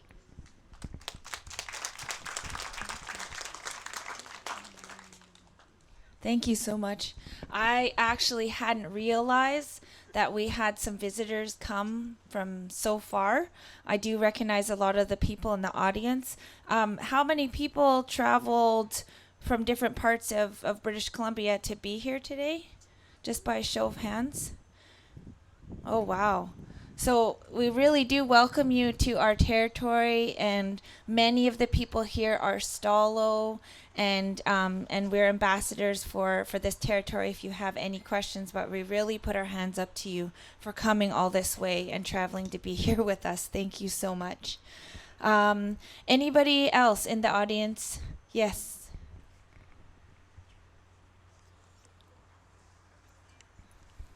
Welcome. Thank you. My name is Robin. I'm from Sta'elis. I'm up here to actually talk to Dr. Gwen Point. Gwen? I'm Robin. Around Christmas time, my mother had a stroke, in Squamish. She asked for prayers from everyone, and she also asked if someone can go work on her. My mother is a healer herself. Her name is Tassie Nelson. I think a lot of you know her. Well, I actually called on Gwen to go and see her, and my mother is in Squamish, and Gwen was busy. She had a baby in her house. So I tried calling and calling and calling to thank her afterwards, because she made a huge difference with my mother. My mother hadn't been out of bed or could hardly even move. They were feeding her. And after Gwen's visit, they found my mother down the hall. They don't know how she got there. And they only knew she was there because she started hollering for somebody to bring her back to her room. So this offering is for Gwen to thank you very much. This eagle I found down the Chehalis River just last week. I have some tobacco and some smudge that my mother made, just as a thank you. Thank you, Gwen.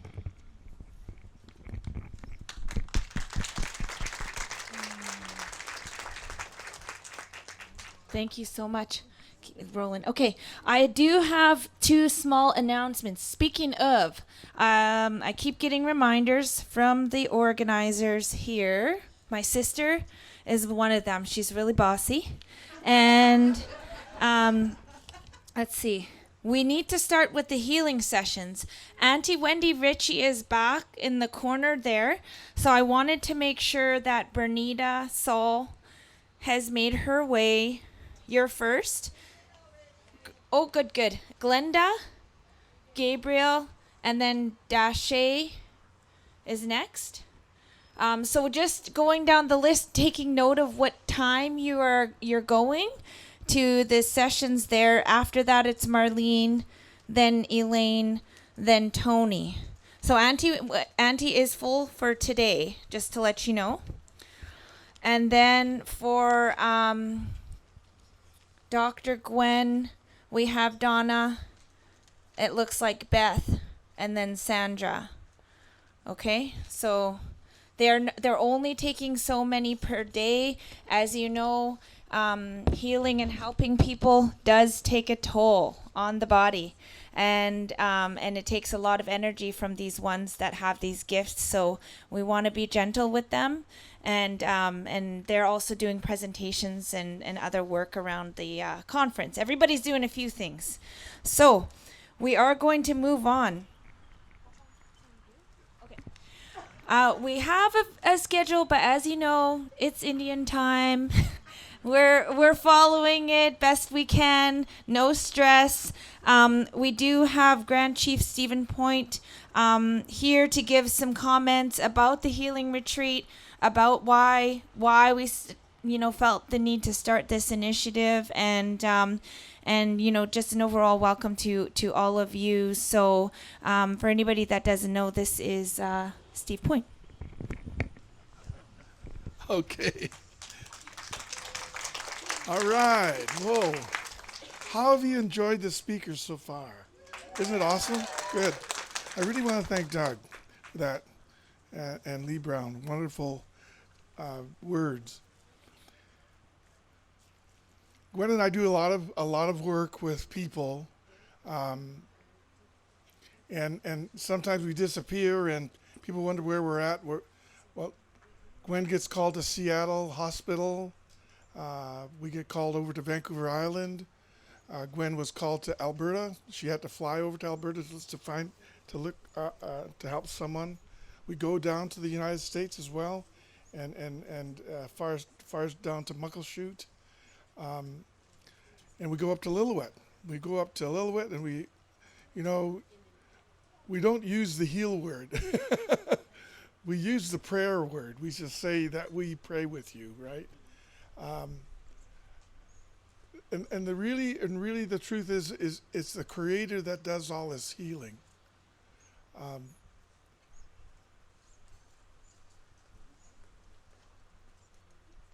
And that's is why when people try to give us things, we don't ask for anything. We don't ask for any. They put our things in our hands, but I have a little can at home and I put it in there and then I give it away to people that come to my house. I give it away. I'm not getting paid anything for this weekend. This is volunteers that are helping us here. We've been coordinating. Gwen has been coordinating this since we've been planning. We've been planning this since last year.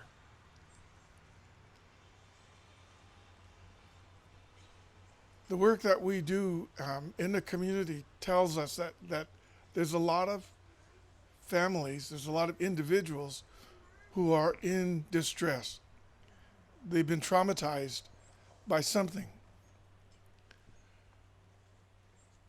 And I was just sitting with my son and my daughter-in-law a few days ago. We were having tea, and they asked me this question.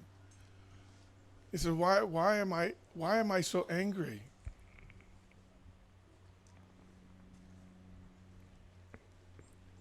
And you know what's happened to my son? His son took his own life a year ago. He was only in his 20s.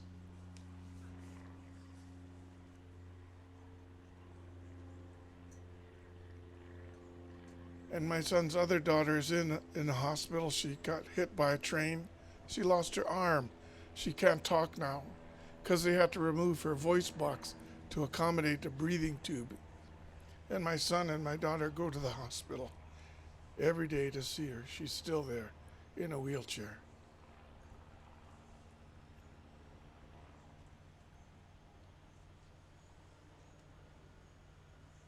And I said, you know what? What happens when you're grieving is you go through those stages of grief and loss. And one of them is being angry.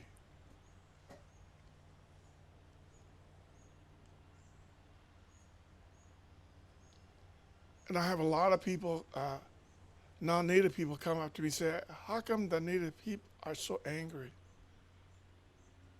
How come the men are so angry? I said, they've been through too much. They've been through too much trauma. And when you're in trauma, when you're in that time, when you're hurting and you're confused and you don't know what's going on, it's like kind of being in a fog.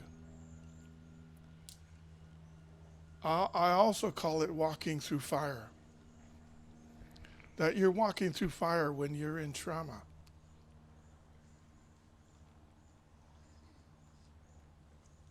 And you need somebody to help you. A friend of ours called from Vancouver Island, and he's a great canoe builder. And he said, you know, I can't work on your family's canoes. He said, I can't sleep. I haven't been eating, and he says he's suffering from anxiety. And I said to Gwen, I says, that's exactly what I was going through a year ago now.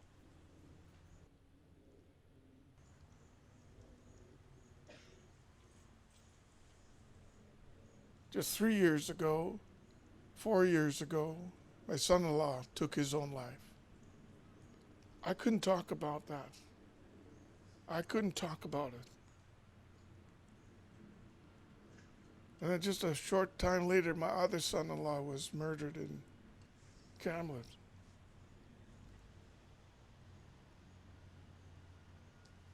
And I started to have these anxiety moments. I couldn't sit down. I couldn't sit down to have a meal. I had to walk around the house. I couldn't stay inside the house. I had to walk around and around. And I was losing weight because I wasn't hungry. I could try to eat. I could eat only half of the food, and I had to stop eating. I couldn't sleep at night.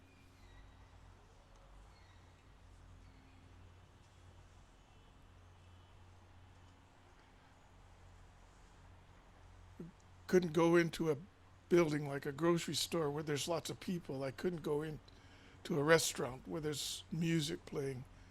I couldn't sit in there. I had to sit outside. And I started talking to other people. I found out there's a lot of Aboriginal people going through this anxiety. Largely because they've been traumatized and they haven't dealt with the trauma. They haven't found a way out of the trauma. It's like kind of getting into a maze and you don't know what's wrong with you, you don't know what you're doing.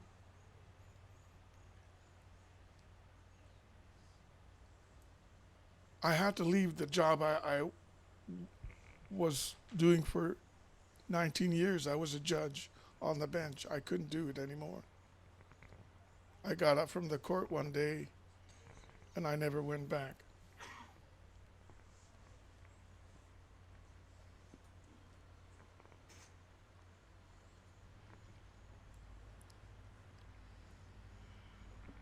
But in that time, I started hearing this music, this song.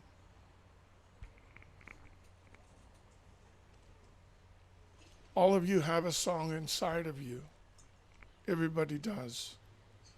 Because your heart beats at a certain vibration. And your liver vibrates differently. Your brain vibrates differently. If you ever watch an orchestra, they have all those different vibrations. The violin plays different, and the wind instruments, and when you put them together, they make this wonderful music. That's what's coming out of each and every one of you, is this wonderful music. But when you're in trauma, what happens is that your spirit backs up from your body. Sometimes it hovers just over your head. That's why you can't make decisions. You don't know what to do. You shouldn't even be driving your car. You'll hit something. You don't know. You're not in your right frame of mind. People that are in trauma have a short temper. They can't take too many children talking to them at the same time. I really had to focus and try to sit with my grandchildren because I love my grandchildren so much. Now I remember that one night, 4 o'clock in the morning, I never slept all night. And I was outside my house by myself. That's when I started thinking about ending this anxiety somehow, finding a way to make it stop.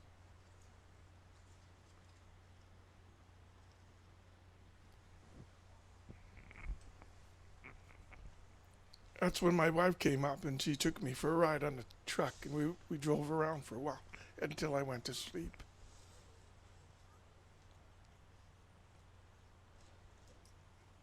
And it was at that point when I was just that low, that bad, that I decided to listen to the advice she was giving me. That is to start to fight this anxiety.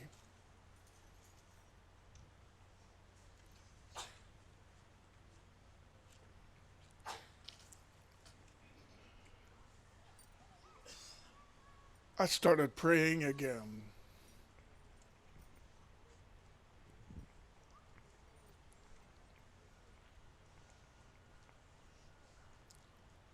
People wonder, I had people come up to me and they ask, well, how do you pray? What do we do to pray? I said, there's no magic about prayer. You don't have to memorize a lot of words. You don't have to have certain clothes on, or you don't have to be in a certain building.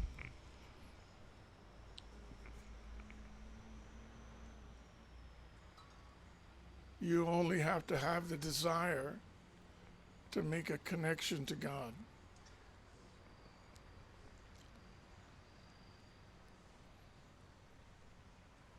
I remember when I was going through law school. I was in my second year. Law school is very difficult. And my wife, we just had our third child, and thank you, Ben. And I was working at the border during the summer, trying to make enough money so we could keep on doing what we needed to do. And she was in school. All I remember is starting to throw up. I couldn't stop throwing up. And then the blood started coming out. Then my vision started going. I couldn't see anymore. So I ended up at the hospital, and I opened my eyes. There's Father Gary sitting there looking at me. And he was giving me that blessing that he gives people when you're not going to make it, right? And I thought, well, I guess I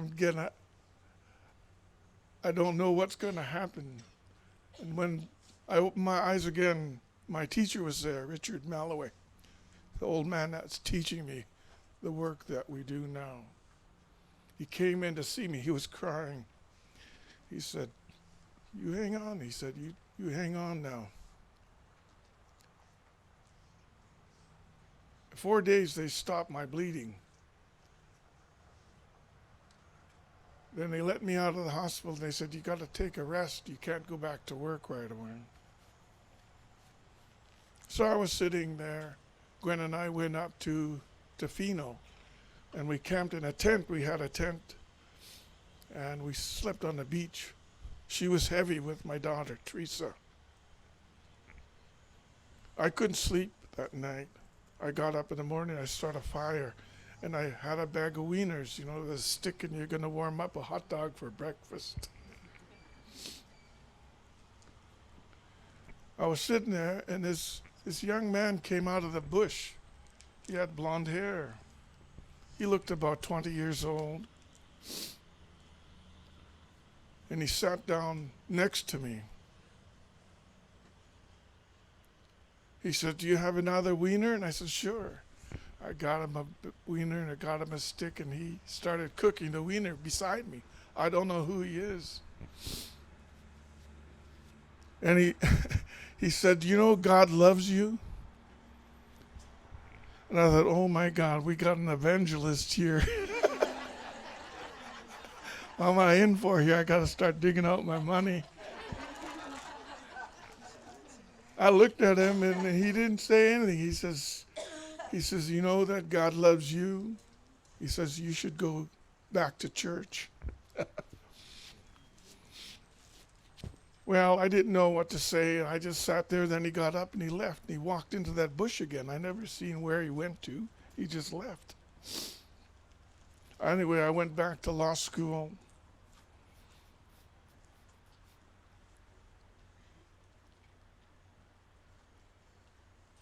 I was sitting there with my brother Bernard Charles, who's gone home now. And I said, well, I'm going to go wash my hands. And I went up to the bathroom, and I was the only one in there washing my hands. And that young man came in the door again, blonde hair, looked about in his 20s. He said, "You know that God loves you?" And I said, "He's back." He says, "You should go back to church." I believe that you and I are directed, that you and I are guided every day, that somewhere, somehow, the Great Spirit talks to you, especially in your lowest times, especially in the moments when you are suffering the most. I believe that the Creator gives you a message. Maybe it comes from a little child. Maybe it comes from a bird.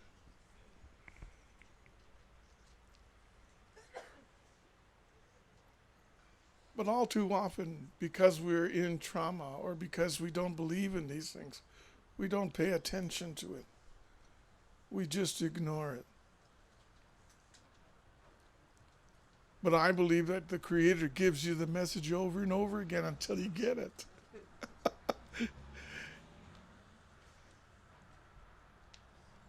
So I said, okay, I'll go back to church. And there was Bishop Gary, Father Gary. He was still at church with Richard Malloway, my other teacher. Just the two of them having Mass every Sunday. Then there was three of us.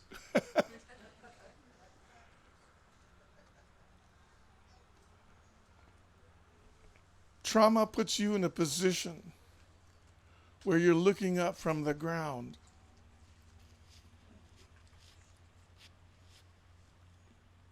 It knocks you down.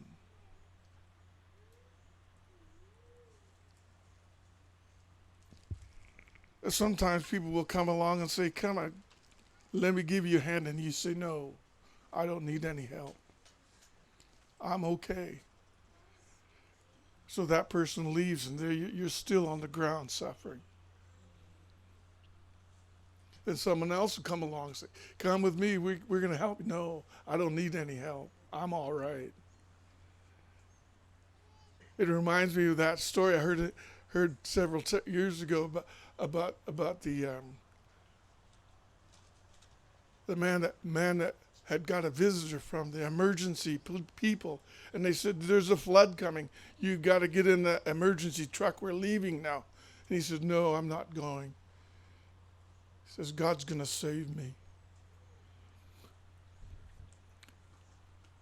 Then a boat arrived because the water had gone up so far, and a boat arrived and the policeman got out and he says, you got to come with us. He was on the second floor of his house.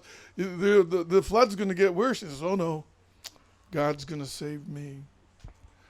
Then he was right on top of his roof, right? And he was standing there holding on to his chimney, and the wind was blowing, and a helicopter came, and he says, you better come with us now. It's going to get worse. You're going to die. And he says, no, God's going to save me. And just like that, he fell in the water and drowned, see? He gets up to God and says, God, how come you didn't save me? He says, well, I sent you the truck. I sent you the boat. I sent you the helicopter. What do I have to do here? Sometimes we let our pride get in our way, right, of getting the help we need, right? We don't want people to know our secrets. And we stay at home and we suffer.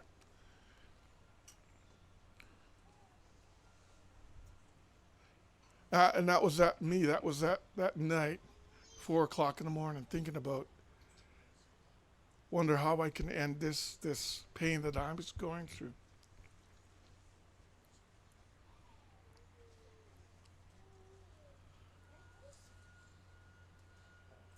But you know, this world that we're living in, the plane that we're in right now, this is the world where suffering happens. It's like what happened to Jesus. He suffered until he turned to light, and his image was flashed onto this blanket, discovered by a lawyer with a camera. Amazing. Do you know what enlightenment is? It's when you turn to light. I remember when Gwen started her work as a healer. She had been sick for about 4 days, and I stayed with her. But the Spirit then wouldn't let me sleep in the same room with her. I had to sleep outside on the balcony. I'd go in the room, they'd kick me right out. I said, you can't kick me out. This is my house. Get out. There I was, sleeping on the balcony. Then I snuck down to the end room. I thought, maybe the Spirit won't mind if I sleep down here. And she came into the room, and her whole body was bright light. It was jumping off of her as if she was on fire. And that's the first time I've seen anybody enlightened. They talk about enlightenment being a state of mind, and maybe it is. But I seen it, I witnessed it. A person who is enlightened.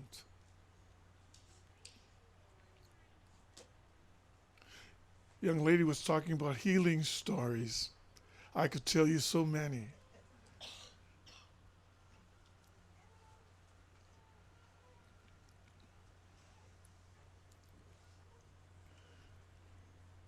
A lot of people come up and they say, can you help me? Can you make me better?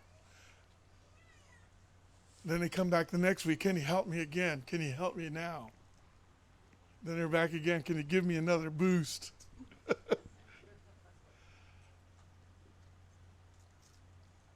Without realizing that you personally have the power to heal yourself. Your personal power is all you need. But you know what we do every day? Every day we're giving away our personal power to other people. Sometimes they take it from us, this personal power. They dominate us. They berate us. They yell at us. Or they find fault with us. And so we begin to shrink and we begin to give them our personal power.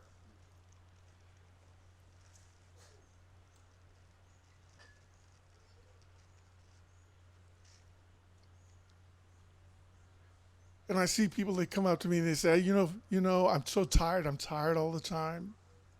I don't have the strength to get up to wash my clothes, to do the dishes, right? And the doctors say that they're in depression, and definitely they are. What a spiritualist will tell you is that they're low on energy. You know, if a car doesn't run unless its batteries are turned on, right? And if its batteries die, the car dies as well. That's what energy is. When you're low on energy, your battery, your electricity is simply low. You've given away your personal power. And so you've got to find ways of building up your personal power. Often what we do is especially in marriage relationships, we after the honeymoon is over, we end up in conflict with our spouse. And what we're doing is we're actually competing with each other for the energy pool that exists in the room. We want to know who's going to be in charge, who's going to be in control, who's going to be the alpha dog. And I see people in relationships where one person is really, really husky and the other person is really skinny, right? And you know which way the energy's flowing, right? And the other person didn't know what they eat, they're still skinny. The world is built on several major laws. One of them is balance. At some point, that relationship will balance out. Sometimes violently.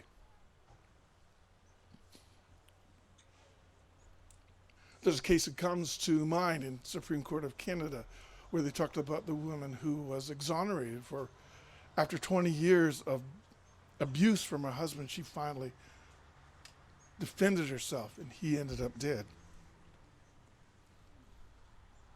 The court said that she was defending herself after years of that kind of abuse. What a spiritualist would say is that she just balanced the energy imbalance. She took her personal power back. Traumatized people are low on energy. If you have been traumatized, either by an accident, an automobile accident, or you're traumatized by a death in your family, or you're traumatized simply because your life has not been going well, you're low on energy.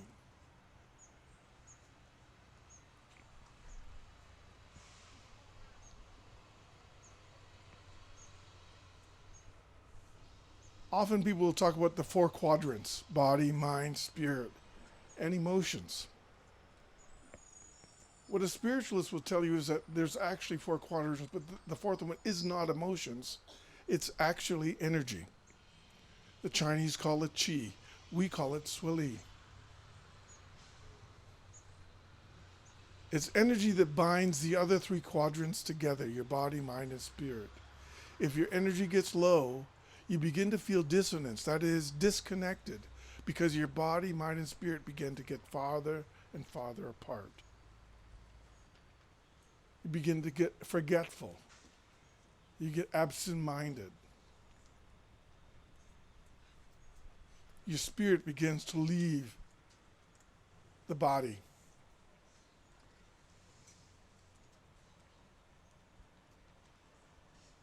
And a lot of the work that Gwen and I have been doing over the last 10 years, the work that of working with spirit, is simply reuniting or calling the spirit back to the body. But that's not a solution if the person goes back to the same draining, abusive relationship, or they haven't resolved some of the internal trauma that's happened to them as children. Or they start drinking again and doing all the stuff that caused the trauma. They just go back to the old lifestyle.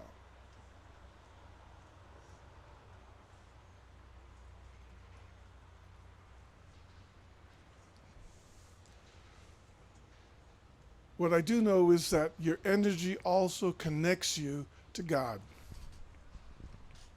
the Creator. Your Creator connection is at the top of your head.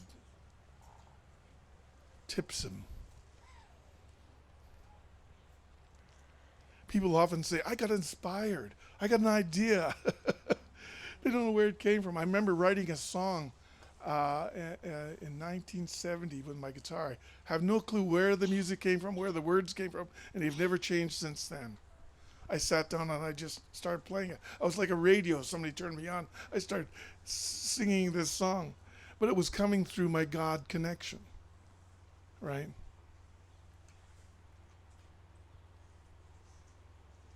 So one of the places that you can increase your personal power rather than taking it from someone else in conflict is to go and work your God connection. But your God connection doesn't work so well unless, as Lee Brown said, you begin to get clear about who you are. I don't know if you watched the movie Star Wars. Did you see Star Wars? Who's your favorite person in Star Wars? Is it Darth Vader?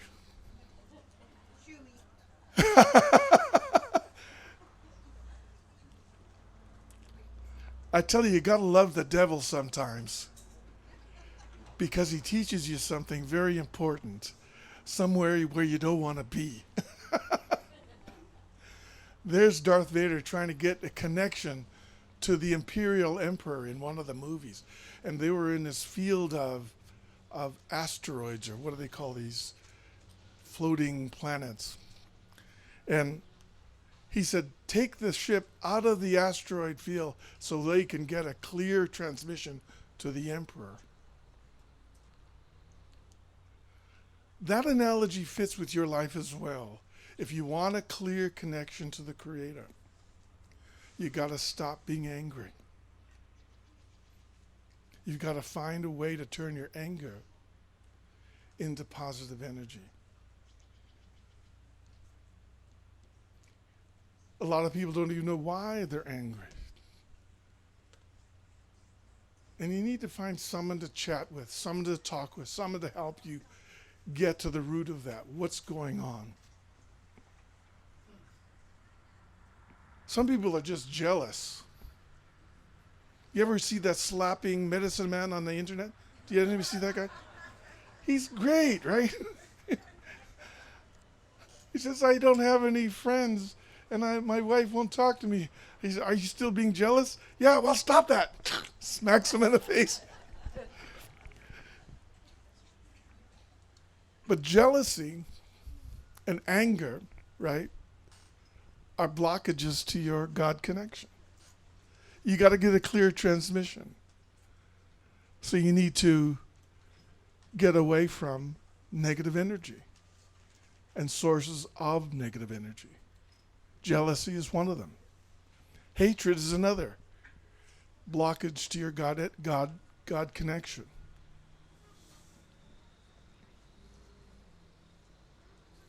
I remember just for a long time being so angry with white people, right? Especially after you read the history of what's happened to us.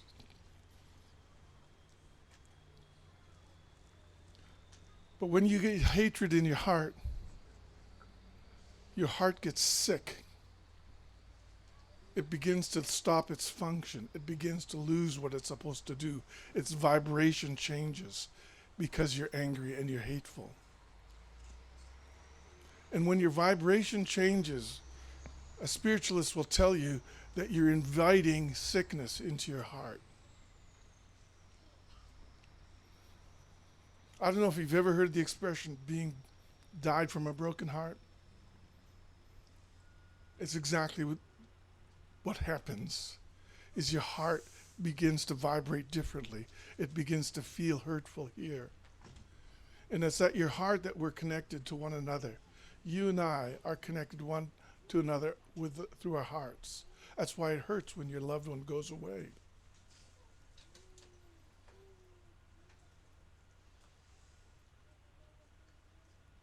But if you're hurting and if you're in distress and if you're in trauma, it's another reason that's blocking your creator connection. A lot of people have what we call spirit illness.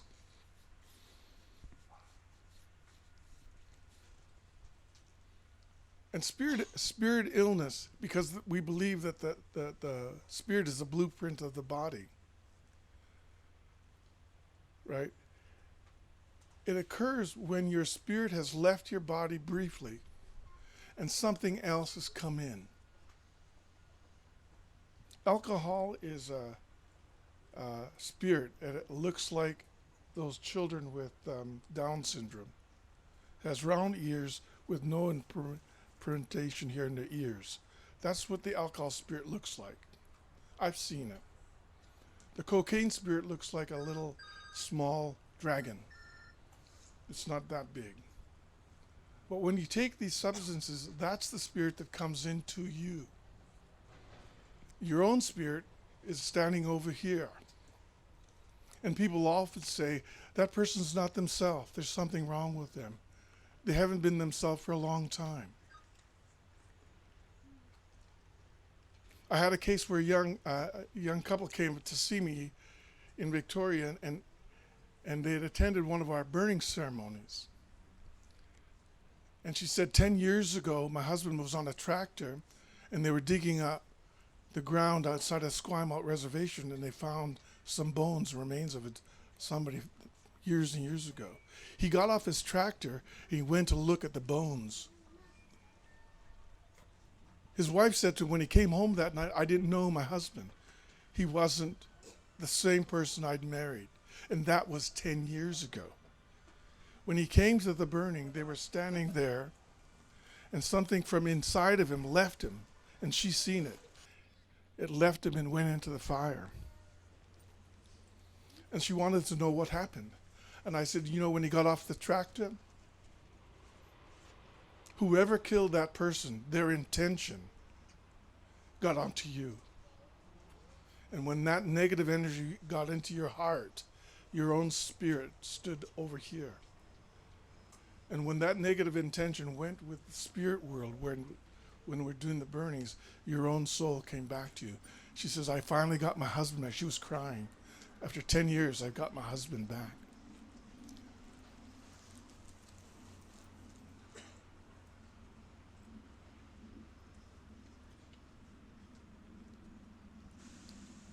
Your energy field can collect negative energy as well.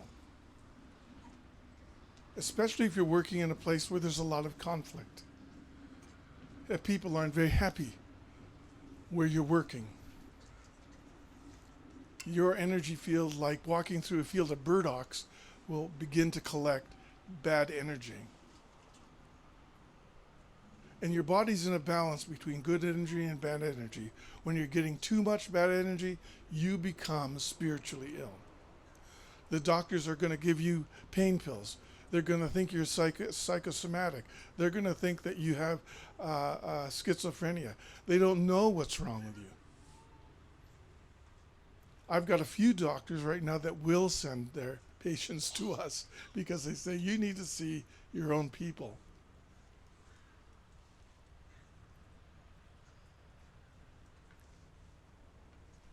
So spiritual illness and trauma go hand in hand. Spiritual illness and bad energy. And you and I don't need to necessarily go and find a medicine man every time something's wrong. You can use your personal power to heal yourself through prayer, through going to the mountains and taking a cold bath, but also by going and doing something nice for someone else. Here, take this. Here, I've got this for you. You begin to change your negative energy into positive energy, and you begin to take your power back by the process of giving.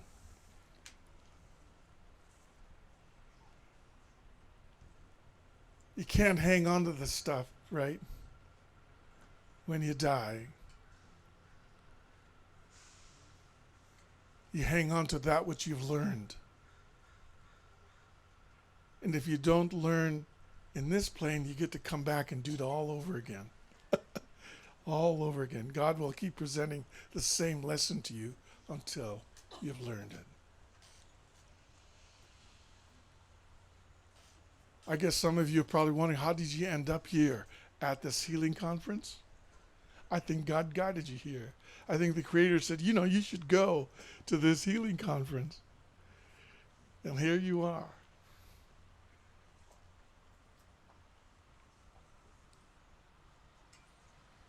But there's a lot of those out there that got the same message and they said, no, I'm too busy. Oh, I've got to do this today. I'm not going to look after myself. And right now in the world, the imbalance between negative energy and positive energy is getting worse. We're seeing a lot more shootings in schools, in public places, random acts of violence. We are all one body. It doesn't matter what race you come from. All of you make up only one person. The millions of people that are in the world were only one person. When the body begins to attack itself, right? When the body has begun to shoot and kill its own self, then there's something really wrong in our mind and in our soul.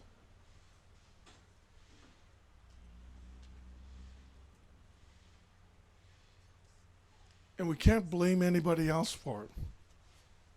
We can't start shaking our finger at God. We got to ask ourselves, what's happening? How can I get a healing for myself? And when you begin to do that, you begin to march on the red road that we're all on, the road towards healing. And it's the path back to the Creator.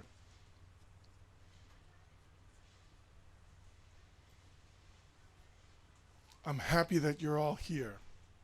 I'm so pleased that my brother came to film us today. I'm so happy to see Father Tui, my traditional dancer buddy. All of you that have traveled. We asked Bishop Gary to come. He's going to talk about something really important.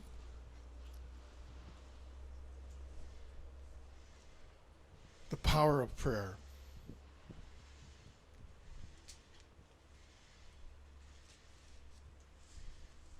Over the next few days, I hope that you're going to be energized. I hope that you get some guidance as well for your life. I hope you get some questions that you might have in your mind answered. And I hope that you get a chance to see and visit one of the healers. But if all it is for you is just to be here in this beautiful environment with the trees and the water, this is great. This is great medicine for you. It's great medicine for me. And I really, really thank all of you for coming, those that have traveled a great distance. I wanted to have this healing conference because Mary Uslick asked me to carry it on. And I didn't listen at first, right? I carried on with my own life. And then one night I had that dream. All the medicine people were in my backyard, camped in little tents. And they came out of their tents and they were staring at me, and I was up in my window. And I knew that I had to start moving on my commitment to the healing conference. It seemed like the word's gone out a little bit. That's good. I can only hope that you can help me spread the word for self-healing. Okay? Thank you very much. Thank you.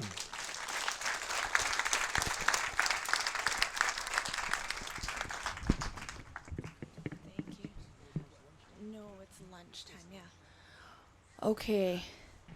Wow. What a great way to start off the 2-3 days that we're here together with some excellent remarks, stories, comments, teachings, and spiritual insight from some great teachers who've lived it.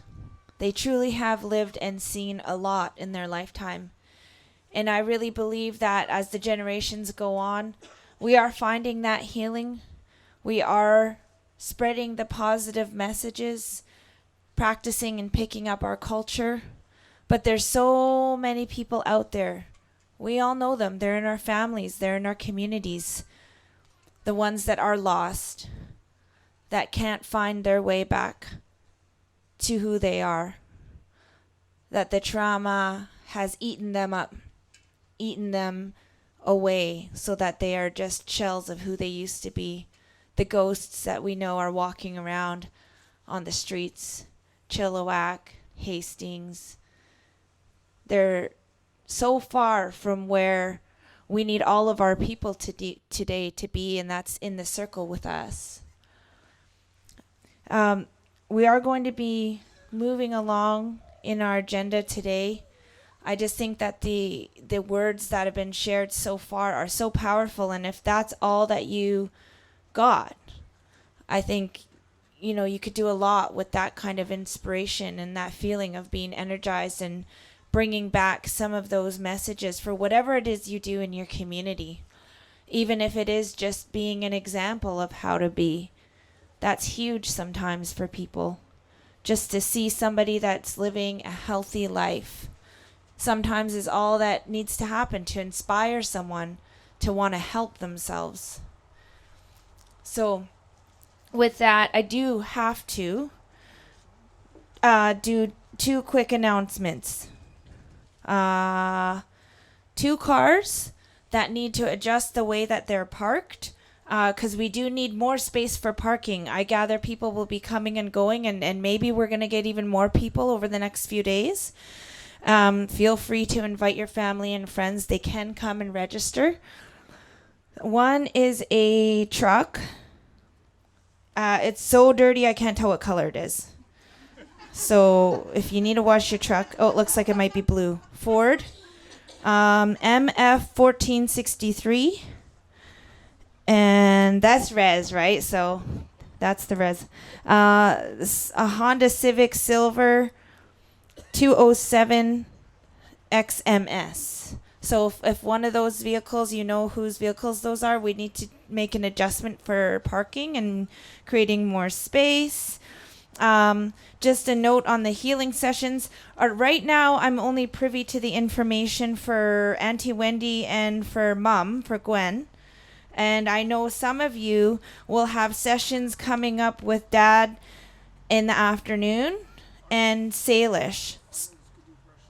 And Uncle Arnold is also going to be available for brushing. And Tilly Charlie, whether she knew it or not. You're in and up to bat. Sometimes as spiritual people, you get voluntold. You have been told. Okay, so that's good. And I don't know if I mentioned Rodney. Did I make this announcement yet? Okay, good. Okay. So Rodney is here. Just heavenly hands, like from the creator. I see Rodney. He's a registered RMT. And he is offering services here.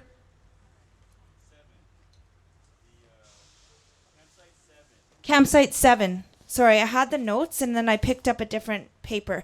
1 o'clock, you can book in with him. He has his own registration process. And, generally it's really super expensive to get a massage, and he's here to help people.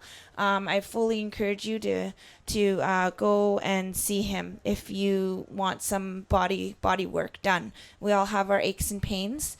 Also, Carrie Lynn is going to be doing a medicine walk in the afternoon. Same time. Cap at 25 people, and it's full. So if you're in that, just go and meet her for that time. Ooh, all right. Lunch.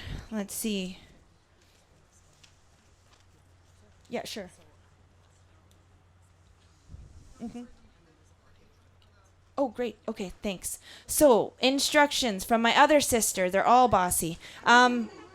This is the lunch table here under the trees. Please line up on this side. They're going to serve you lunch, and you'll move through the line this way. Let's do it in an orderly fashion. Make sure your elders get fed, please. And the kids have their own lunch on the other side. Okay? So just to let you know about that.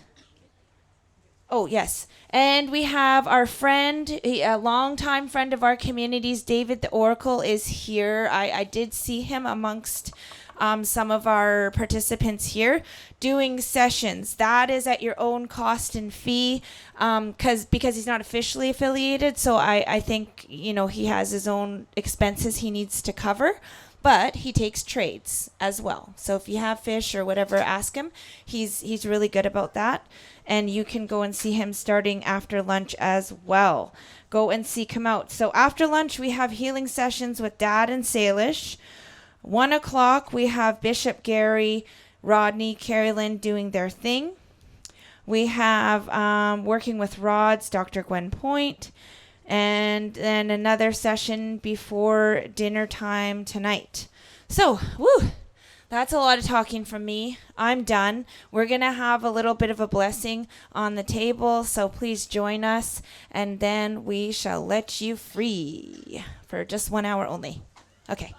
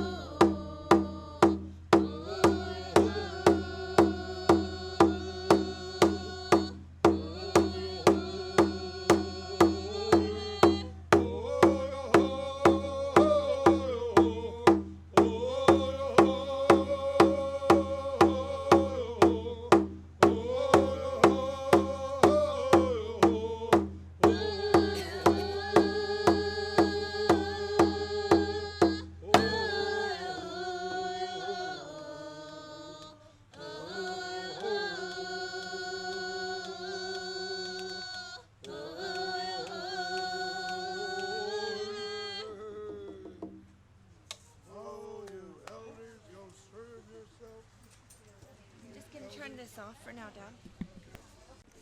Stephen asked me to come over from the island where I live now. I used to live here in Chilliwack and in Mission for a long time.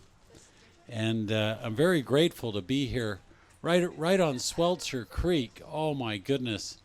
I was telling Father Mark that in the fall coming up here pretty soon, that creek, as you know, is just full of fish. It used to be full of fish. I hope it's still full of fish in the fall. You can walk across it. There's so many fish coming up that little creek. It's just beautiful. But it's good to be here at this conference, healing, and our speakers starting out. It's tough to follow after Doug Kelly. We go back a long ways, you can tell.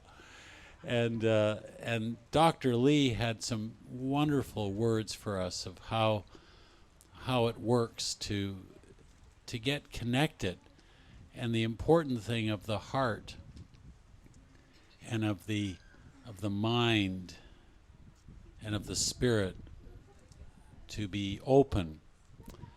So Stephen said, I want you to talk about the power of prayer. Well, that's why I brought Merlin. Dog. That's God spelt backwards, you know.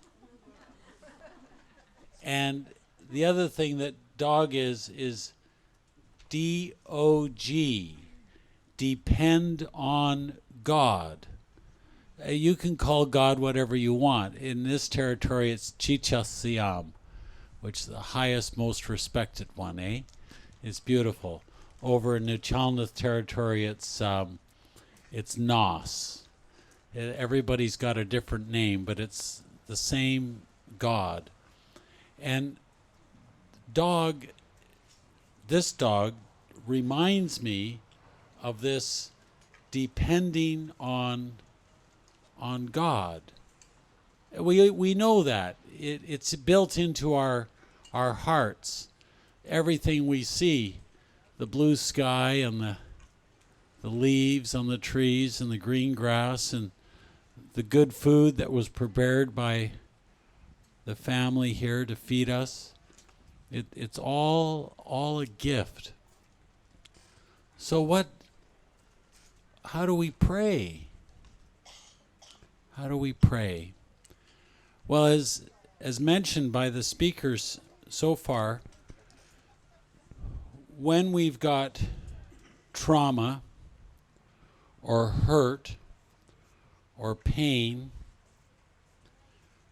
in our lives from the journey of life that can often hand us great difficulties, great suffering, great pain, it becomes almost impossible to pray. There's a real blockage. And Stephen was talking about that blockage, about how the energy that is good for us, which is the energy of God, which is placed in every human heart, it gets blocked. And I guess one of the things that I've experienced over time is that unforgiveness is the greatest block to the grace, the power of prayer. Unforgiveness.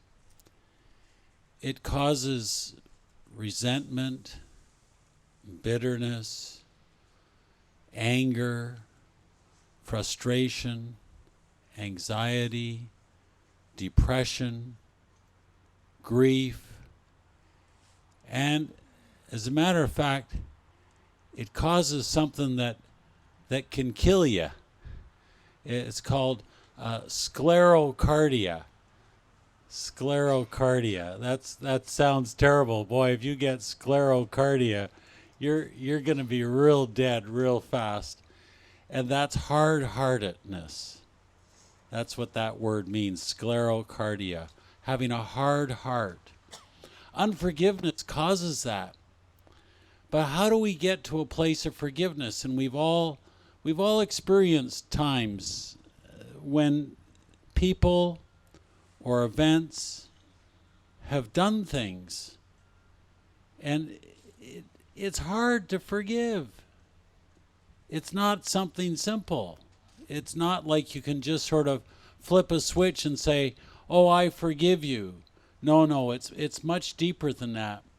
I mean, it's one of the things that Merlin teaches me all the time. You know, even when I've had a bad hair day, and I don't have very much anymore, but when I've had a real bad hair day, and I'm mad, you know, something's happened, and you know, or somebody said something hurt me somehow, and I'm feeling really angry, no matter, or sad or mad, no matter what it is. When I get home, his tail is wagging all the time. Happy, happy, happy to see me. Even if I'm miserable, miserable, miserable. It's amazing. And I always take that as a great lesson from the Creator. No matter what I've done, no matter how I've been, I am loved. I am loved. Like that message that Stephen left. You know, he said he met some guy in the washroom with long hair. I don't know who that might have been, but anyway, and some guy cooking wieners at a fire. Anyway, he said, God loves you. Well, that's true. God loves us. The Creator loves us. He sent Jesus, his son, to tell us that I love you, I love you, I love you. And every time I see this guy here, and his tail's wagging, all happy, even if he's got to stand around with me, I'm reminded of this unconditional love that doesn't change. It's like the sun that comes down. You know, you can't make the sun go away, even if it's cloudy. The sun's still on the other side of those clouds. It's really something. But I want to just share a few words about forgiveness. And it's interesting because I think I learned this. It's so funny. You wonder where I learned some of these things. Well, I learned a lot of them from old Richie Malloway a long time ago. I learned a lot of these things. I learned a lot of these things from forgiveness and healing. When I was healed, you know, God sends us all kinds of gifts, and they're all gifts that are about healing. They really are. Every single gift, every tree, every raindrop, every stream, everything that it comes to us is to heal us so that we're able to appreciate with gratitude everything that's been given. I remember some time ago, when I was in Chilliwack, I used to just sort of pop in on people, you know, just sort of show up and say hi. And I'd stopped in to say hi to Renee Green, Steve's sister. And Denise was there, and they were sitting having a cup of tea. Oh, come on in, Father Gary, and have a cup of tea. So we're sitting having a cup of tea, and about 10, 15 minutes later, I remember Denise says, Father Gary, you're looking awful tired. I said, well, yeah, you know, there's a lot of work to do, you know, a lot of people, a lot of healing work. And we got talking, and then Renee says, you're looking awful tired, Father Gary. I said, yeah, I guess I'm a little tired. And but, you know, I haven't been out partying all night, you know. I just wanted to make it clear that I hadn't been out partying all night. You know, you're looking awful tired. And anyway, yeah, I am pretty tired. And then we're talking a little bit more, and then all of a sudden, Denise says again, "You know, Father Gary, you look awfully tired. How am I looking anyway? Am I looking tired? Not too bad. Oh, good." Anyway, I said, "Well, yeah, I guess I am." And then she said, "You know, I think I better pray. I better pray over you." I said, "Oh, that would be good. You know, I can use all the help I can get." And Renee had a lot of gifts, and she had a lot of medicines that she carried. Just beautiful. So she prayed over me. And she stopped and she said, "Where have you been, Father Gary?" I said, "Well, I don't know. I've been at church, and I've been visiting these and going to the hospital and all, you know, just what I normally do." "Well, wherever you've been, something got on you. Something's affected you. Something's gotten in you." I said, "Oh, that doesn't sound good." "No, it's not good. It's not good. I better get rid of that for you." I said, "Please get rid of it. I don't know what it is. Get rid of it." Anyway, she said, "There's something, you've been someplace and something's gotten on you. You see, there's lots of things out there. Lots of things that can harm us, can hurt us. And sometimes we're not even aware of what's happening. We're not even aware." So she sang a song, and she worked on me, and she took something out of me. I'll never forget that. She said, "Don't worry, I got it." I said, "Oh, good." "Get rid of it. Do you want to feel that? You want to see what that is?" She said, "You put your hands over my hands and I'll let go. But don't let it, whatever you do, don't let your hands go." And whatever that was, I could barely keep my hands together. She said that, I guess she said I'd been in a dark place. I said, "Well, you know, I kind of go to dark places, you know. It's kind of what I do. I go to places in people's lives and people's hearts and people's souls that are dark and hurting and full of pain and suffering. And that's what I do, because I want people to be well and full of light, enlightened. I don't want people to suffer." How are you doing there? You're doing good. So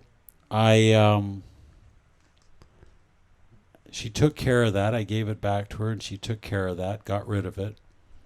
And she said, "You know, we just about lost you." I said, "How so?" "Well, whatever it was that got on you was consuming every ounce of your energy. That's why you were so tired. Everything in you was being taken by this. Don't worry, you're okay now, but you're going to be really, really tired and really hungry for about 3 weeks." Oh my God. I got home and I was eating like an elephant. Eating like an elephant for 3 weeks. You know, I couldn't get enough fried bread. You know, I mean, fried bread usually makes you look like the Michelin Man if you eat enough fried bread. She said, I couldn't get enough fried bread. And I was just eating everything I could get my hands on. I was worse than the dog. It was really something. I wanted to share that with you because God has put into our lives people who can help us. And the most important people that can help us is the people who help us help ourselves to be strong.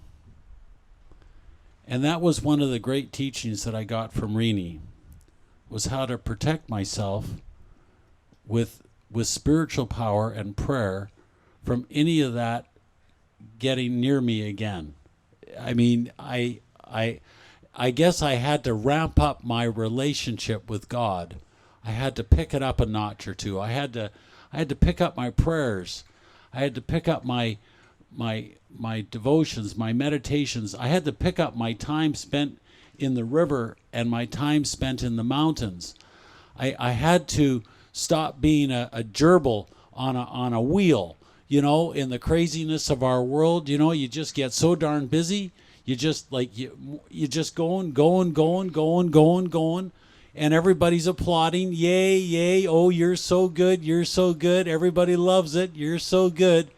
And I had just let the battery get depleted because I had stopped realizing where the source of the power was, and it was with Nos, Chicha Siam, our Creator, God. God wants us to know His love.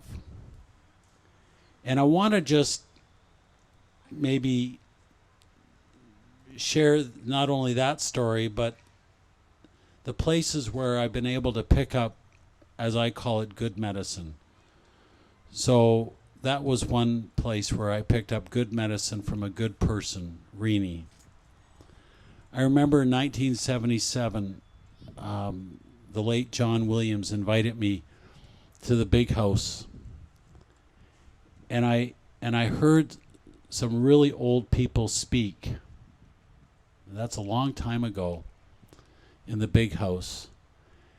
And over the many years, and now that's one of the reasons I'm so grateful to be back on the island, down in the southern island. We've got longhouses, so I'm just to go and sit and hear the songs and hear the speakers is like going to pray. It's very powerful. I go to church on Sundays too.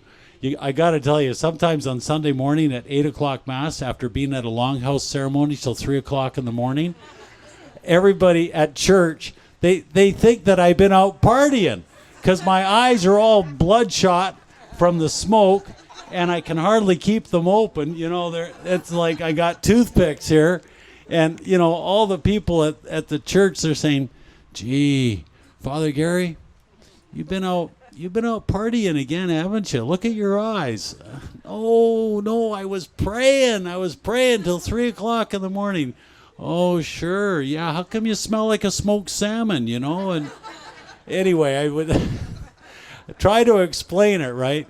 But that's okay. I know where I could go to be blessed, to receive blessings. And I have to, really thank in a big way, John Williams way back then that he invited me, and then he would sit beside me and tell me what I needed to know.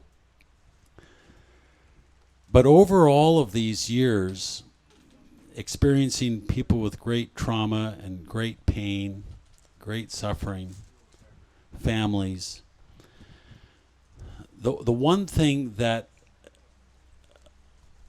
I know we can do something about, and that's that word forgiveness. But I want to explain that because it's not so simple. When people have been hurt, when you've been hurt, when I've been hurt, and hurt badly, and the reason I know this is because I've been doing prison ministry for 30 years, and I'm working with victims of serious crime, of people that have done seriously bad things, and they're in the jail, and the families out here who's suffered this terrible event in their lives. And it's what's really amazing is the victim gets sicker and sicker and sicker, and the perpetrator, who's now in jail, gets better and better and better. There's something not right about that picture. And I've been praying and thinking about that for a long time. It comes down to this word forgiveness, which is not so simple, as I said. So I've spoken to people who are victims a lot of people, of serious, serious crime, evil, bad things. And the one thing that you got to know is I never use the F word, okay? You can't use the F word when people are hurt. I never say the word forgiveness. That's just too simple. And it's also too painful. But this is a way of getting to that. And this is a powerful prayer.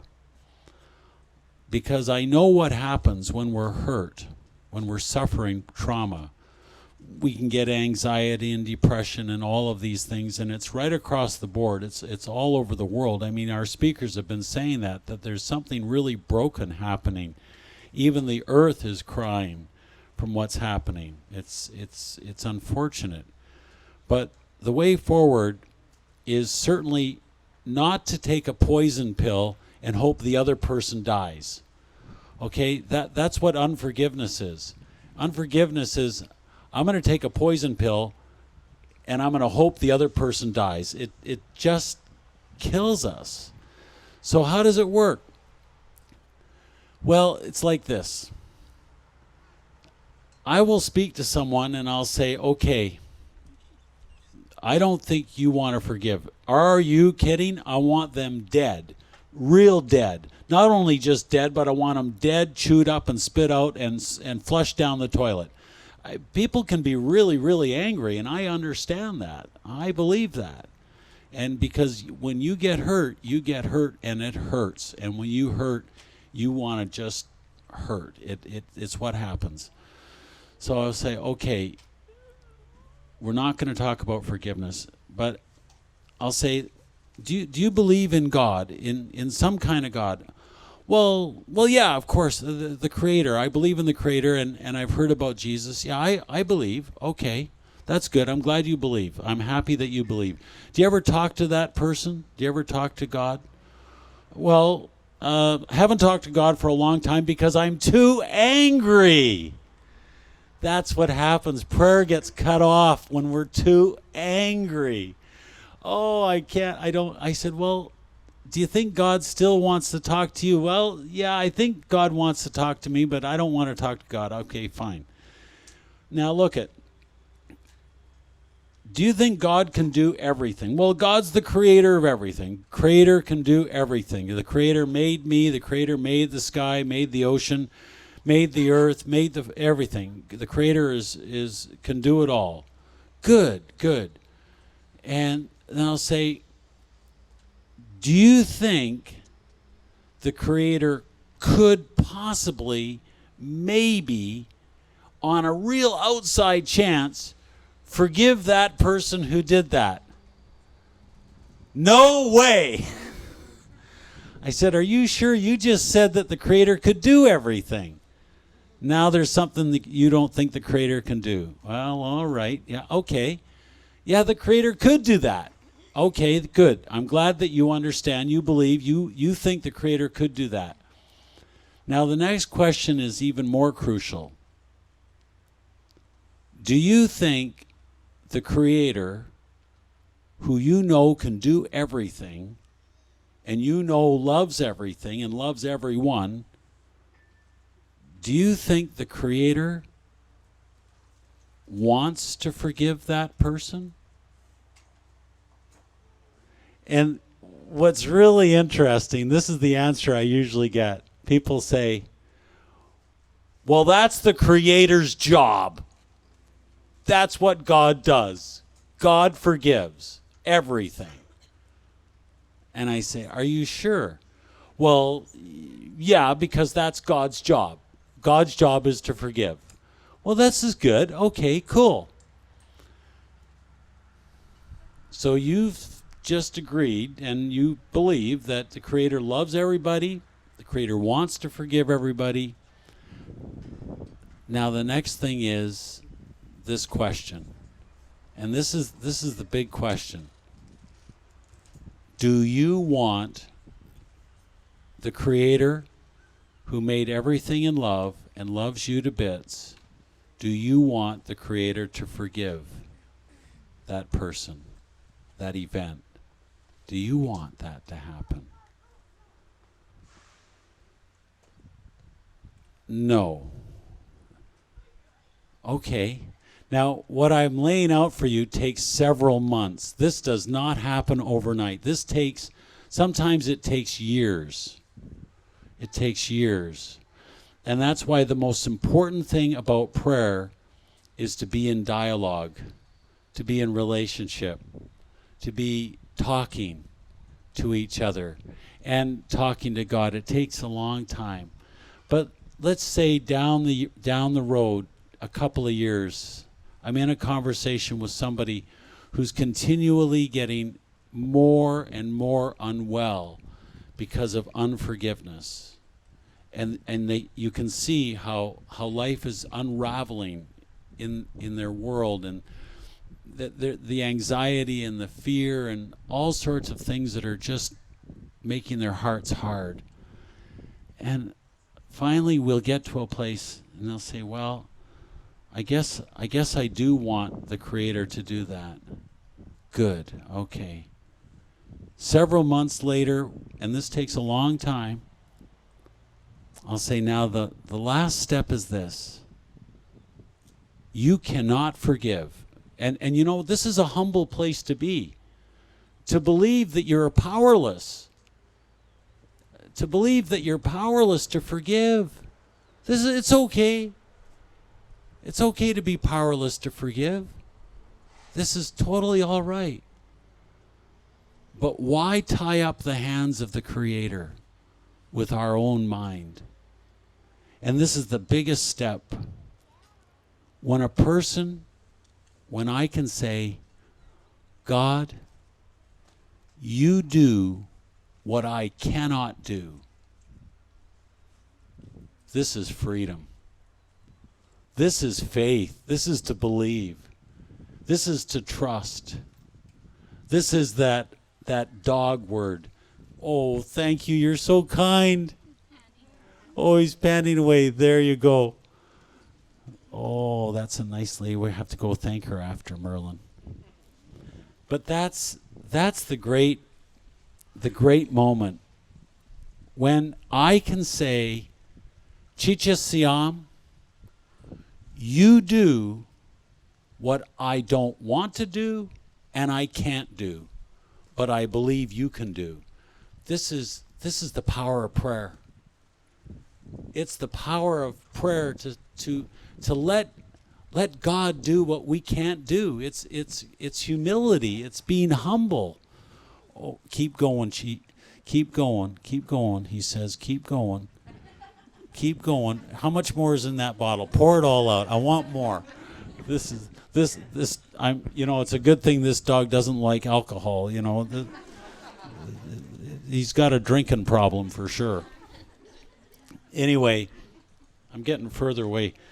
But and you know what happens? And I've seen it happen. This is the miracle of God's love. Where's the water lady? He's looking for you. It's gone. We'll get some after. Thanks so much. You're so kind. Oh my goodness. We got to be. Oh, look at that. Here's another one. Oh my goodness. You know, this is an example of God. This is how much God loves us. When we're thirsty, God will give us what we need. Even if we're just a furry, four-legged creature, God gives us everything. God wants us to have this power of love in our hearts. Unforgiveness causes a hard heart. It hurts us, and it hurts me, and it hurts our families. It hurts our world. And so if we cannot and don't want to forgive, hey, that's okay. You know what? I know there's a God, and I'm not God. But I know what God, the Creator, can do. And to be able to have the humility to ask the Creator to do what we can't do. And once that happens, you have no idea the power of peace that comes to our hearts and our souls, the power of peace, real peace, a peace that you can't get it at Walmart, a peace that you can't get anywhere except from above. It's really powerful. She's going to ring me in. I'm getting hooked here. The dinger is going.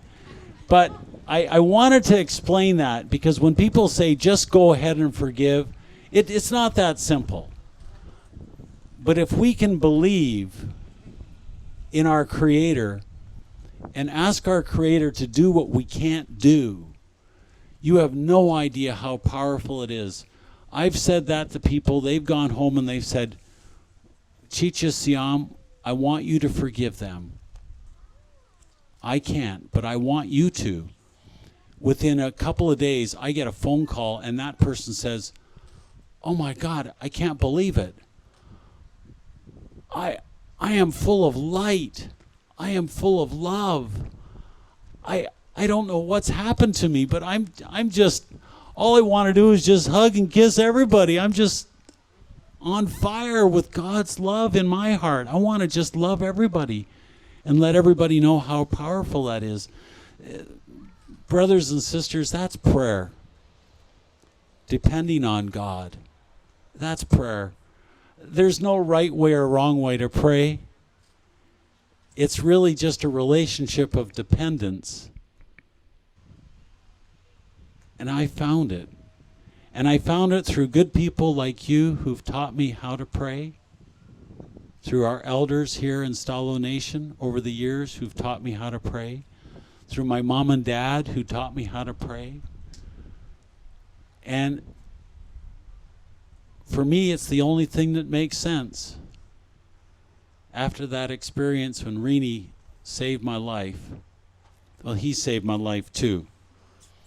But when Rini saved my life, she taught me something about the power of prayer. And there is no greater power, and you don't have to go anywhere to get it. Everybody's got it. You've got it. I can see it. Pick it up and use it and change the face of the earth. Our brother Lee talked about that. He talked about that, about the time for the prayer people to get going. We know it works. You know it works. I've taken too much time. Christine. Oh, and by the way, Teresa, wherever you are, that dirty truck that you couldn't recognize the color, but somehow knew the license plate and wanted it moved, that was my truck. And she made some reference. She said it looked like a res truck. It was so dirty. She said, well, I just drove down from Tassus, which is on the west coast on Esperanza Inlet. So I drove down last night, and it was pouring rain over there, and the road is just one muddy mess. So I never had time to clean it. Forgive me, Teresa. Next time I'll show up with a clean truck. But thank you so much for inviting me to be here, and thank you to Sawali. And a little jealousy here, and thank you to all the people that have gathered here. This is sacred ground, and we're on sacred ground. And the sacred ground that we're on is Stalo territory, and the ground itself has healing in it for each of us. And may God bless you and bring each of us here a peace that the world cannot give. Thank you. Haichkasiam. Oh, thanks, Christine. Oh, thank you, Christine. God bless you. We want to thank Father Bishop Gary. My dad always says Bishop Gary. Sorry, Bishop. I know Bishop Gary has walked with the Stalo people for quite a few generations, and our elders tell us that that there's people that role model for us how to build bridges, how to find peace in your life. And Father Gary has been a blessing for the Stalo people, and I think he feels the same way. So we've learned a lot from Father Gary, and we've loved walking with him in our community. So thank you so much for coming. God bless you. God bless, Father. I'd like to introduce for our next session, we have, for 140, we have Dr. Gwen Point. I don't know who that is. And she's going to be looking at working with rods and why they work. It's super fantastic. It's amazing. And she helps you take a look at yourself. I think too often we go out and we ask other people, how am I doing? How am I doing? How am I doing? But this is a little bit of a way for you to stop and look in and ask yourself how you're doing. But I've watched her I've grown up watching her work with rods, and so she's here for this session at 1:40 with working with rods and why they work. Following that at 2:20 we have Uncle Gerald George, and he'll be talking about trauma. Not too unfamiliar for the Aboriginal people, so looking forward to that, Uncle. Okay. We're going to keep going cleaning. She's got to go clean now. Well, to eat dalitzel,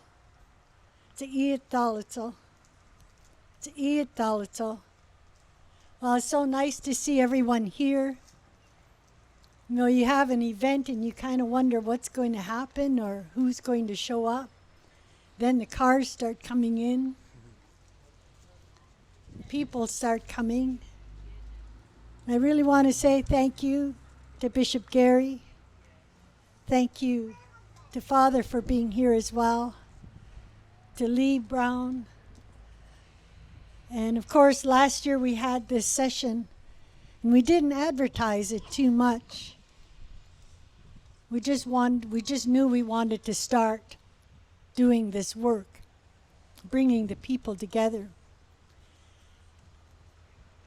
And how do you get people to believe? It's not easy, right? If you've been through trauma, and we all know too well what trauma looks like, we know what it feels like.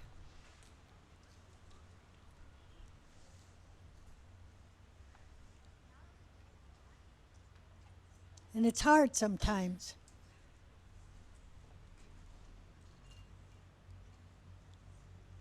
We've witnessed far too much trauma in our families and in our communities.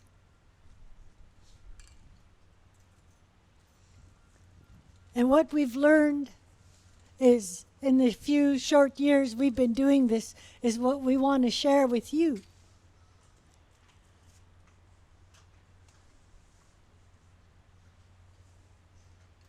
But more important, we want you to share with others. So you have a responsibility after today. That's what we want to give you, is to teach others, to help others. And there's no greater gift than to help somebody else. And I learned that at a very young age. My mom died of cancer. And back then, there was not much they could do to help anyone stricken with that disease, not like today. And when you watch somebody suffer, that stays with you. And my mom had a rare blood disease, and they needed blood. So I asked them, please test me. And of course, I didn't have the same type of blood, and you feel so helpless. But the nurse told me the next time there's a blood drive, the next time they have a session to donate blood, go donate. Because maybe you can't help your mom, but you'll help somebody else. And I did that for years and years and years. And around the same time was Terry Fox, lost his life to cancer around that same time. And so I ran for 15, 20 years for Terry Fox. The money made goes to cancer victims. So sometimes that's the kind of medicine that helps. That helps. But I hope everybody's enjoying the session. I hope everybody, just by being here, can feel the Spirit. And I have to tell you, Bishop Gary, I was just telling Lee that Bishop Gary, Stephen and I, we kind of grew up together. He was a young priest when he first came into the valley here. And I was a teacher in my home community in Steelis across the river. And they had a great big celebration in the Longhouse with the students. It was the last day of school. And I was going into a fast right that same evening, 4-day fast. Our sweat lodges came back in the late 80s, early 80s. And a few of us fasted a number of times. And some of us earned the right to have a sweat lodge and to hold the sweat. Anyway, I was going to go into the sweat lodge at night. It turns out Bishop Gary, Father Gary, was sitting right beside me in the longhouse. And for whatever reason, I just turned to him and I said, because we didn't talk about our spirituality. We didn't talk about, it was almost taboo to talk about it. But I turned to him and I said, Father, can you bless me? I'm going to go into a fast. He said, oh my, you can't get any closer to the Lord or the Creator than that. He said, you bless me. I said, I'll bless you if you bless me. And we've done that throughout the years. And when I first started doing the ceremonies,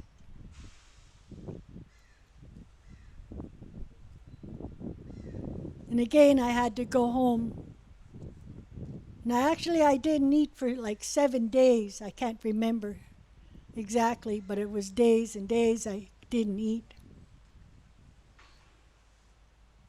Because I always have to go home to Steelis for any ceremony that I do.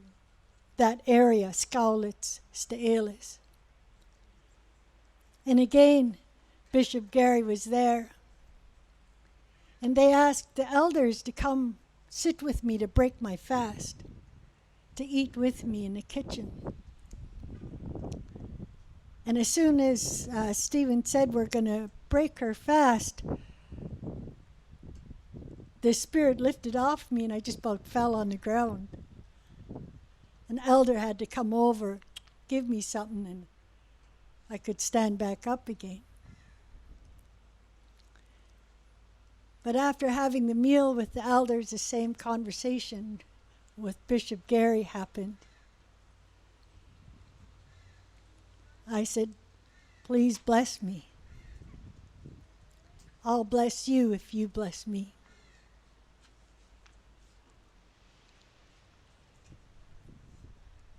And it's really true what he is saying about the Spirit.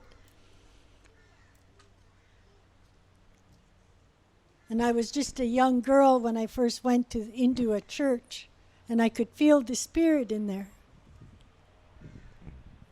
And I know some of you can feel that. But over the years, I learned that that feeling you can have anywhere. That's why we chose this place, with the water, with the trees, There you get pure energy, pure energy, pure energy, pure energy. If I wasn't running around, I'd take my shoes off. You should take your shoes off and put it on the ground. Pure energy. If you want to renew your spirit, that's where you do that. And it's free. And we really want that for everyone, all our families and all our communities. Is where do you get peace of mind? Where do you get peace of heart? Is through prayer. And this is your connection here. And I just met my cousins who live in the States. And I was with their mother, my aunt, when she passed away. And I seen her spirit leave her body. It was the most beautiful, beautiful, beautiful moment I'd ever witnessed.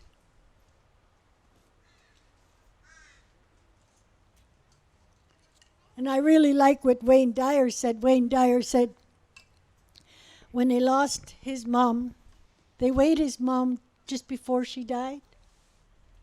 And for whatever reason, they weighed her right after she died. She weighed the same.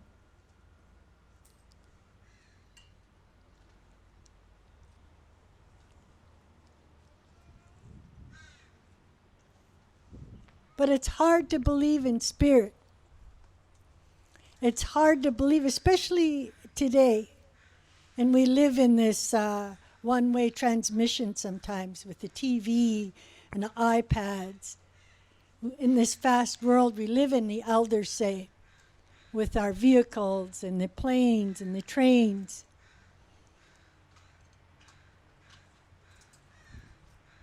We move so fast. I can tell you the elders told us when we were young and we first started following our ceremonies and teaching, 10 years we weren't allowed to leave the valley. Our elder told us, 10 years, you stay home. And at the time you don't understand that. But that movement, in that fast movement, you leave a little trail, truly is just like a trail you leave. So after we start traveling, the elders say, call your spirit home. Where were you? Oh, I was in Alberta. Call your spirit home. You travel somewhere. Call your spirit home. So there's so much to learn and so much to understand. But it's hard to believe in what you can't see as well, right? And not necessarily feel. So anyway, Stephen was working in Vancouver and he came across a young East Asian man, Tarun. And Tarun said, there's something wrong with you. He said, you should let me take that from you, help you. And Stephen kind of looked at him, you know, because he's talking like how our spiritual people or healers talk. And he goes, okay. So he's the one who introduced us to the rods. And normally we just use a coat hanger and we put it on 2 pens, inserted into 2 pens. That's the First Nations version. But over the, I would say probably about 2 months ago, I was invited to, where's Harley's group from? Semiamo. They asked me to go down there. And I worked with all their archaeologists, right? Because they're dealing with remains in that. So they asked me to brush them off.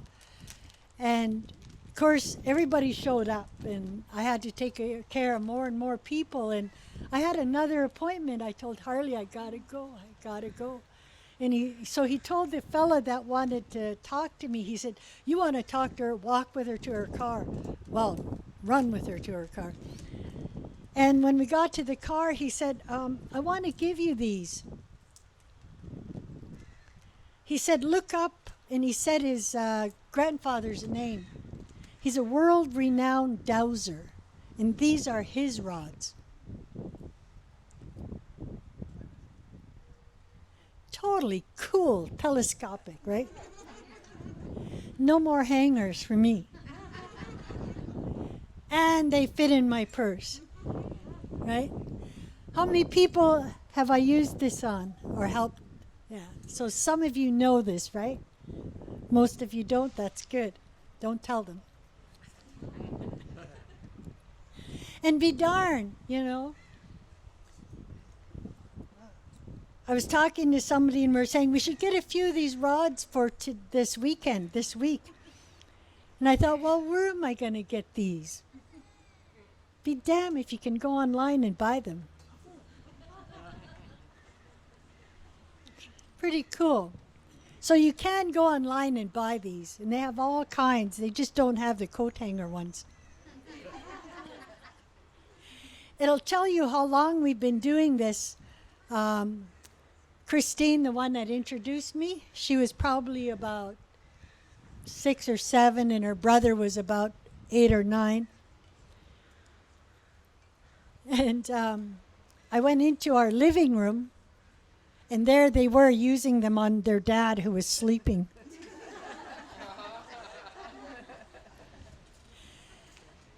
And you know, your children will do what you do, right? And you want them. You want them to follow the Spirit. Be connected to Spirit. To be complete. To be whole. You have your mind. You have your body. Then you have your spirit. And I tell people, the residential school, the 60s scoop, all the things that happened to our people took away our mind, took away and abused our body, and impacted and took away our spirituality. But I also tell people, don't confuse the Spirit and the Creator and Jesus and God with what men and women did. Don't. I've been to a number of different churches and I can feel the Spirit in there. What do? They give you something to focus on to make that God connection here. And when this God connection is strong, you feel like $1 million.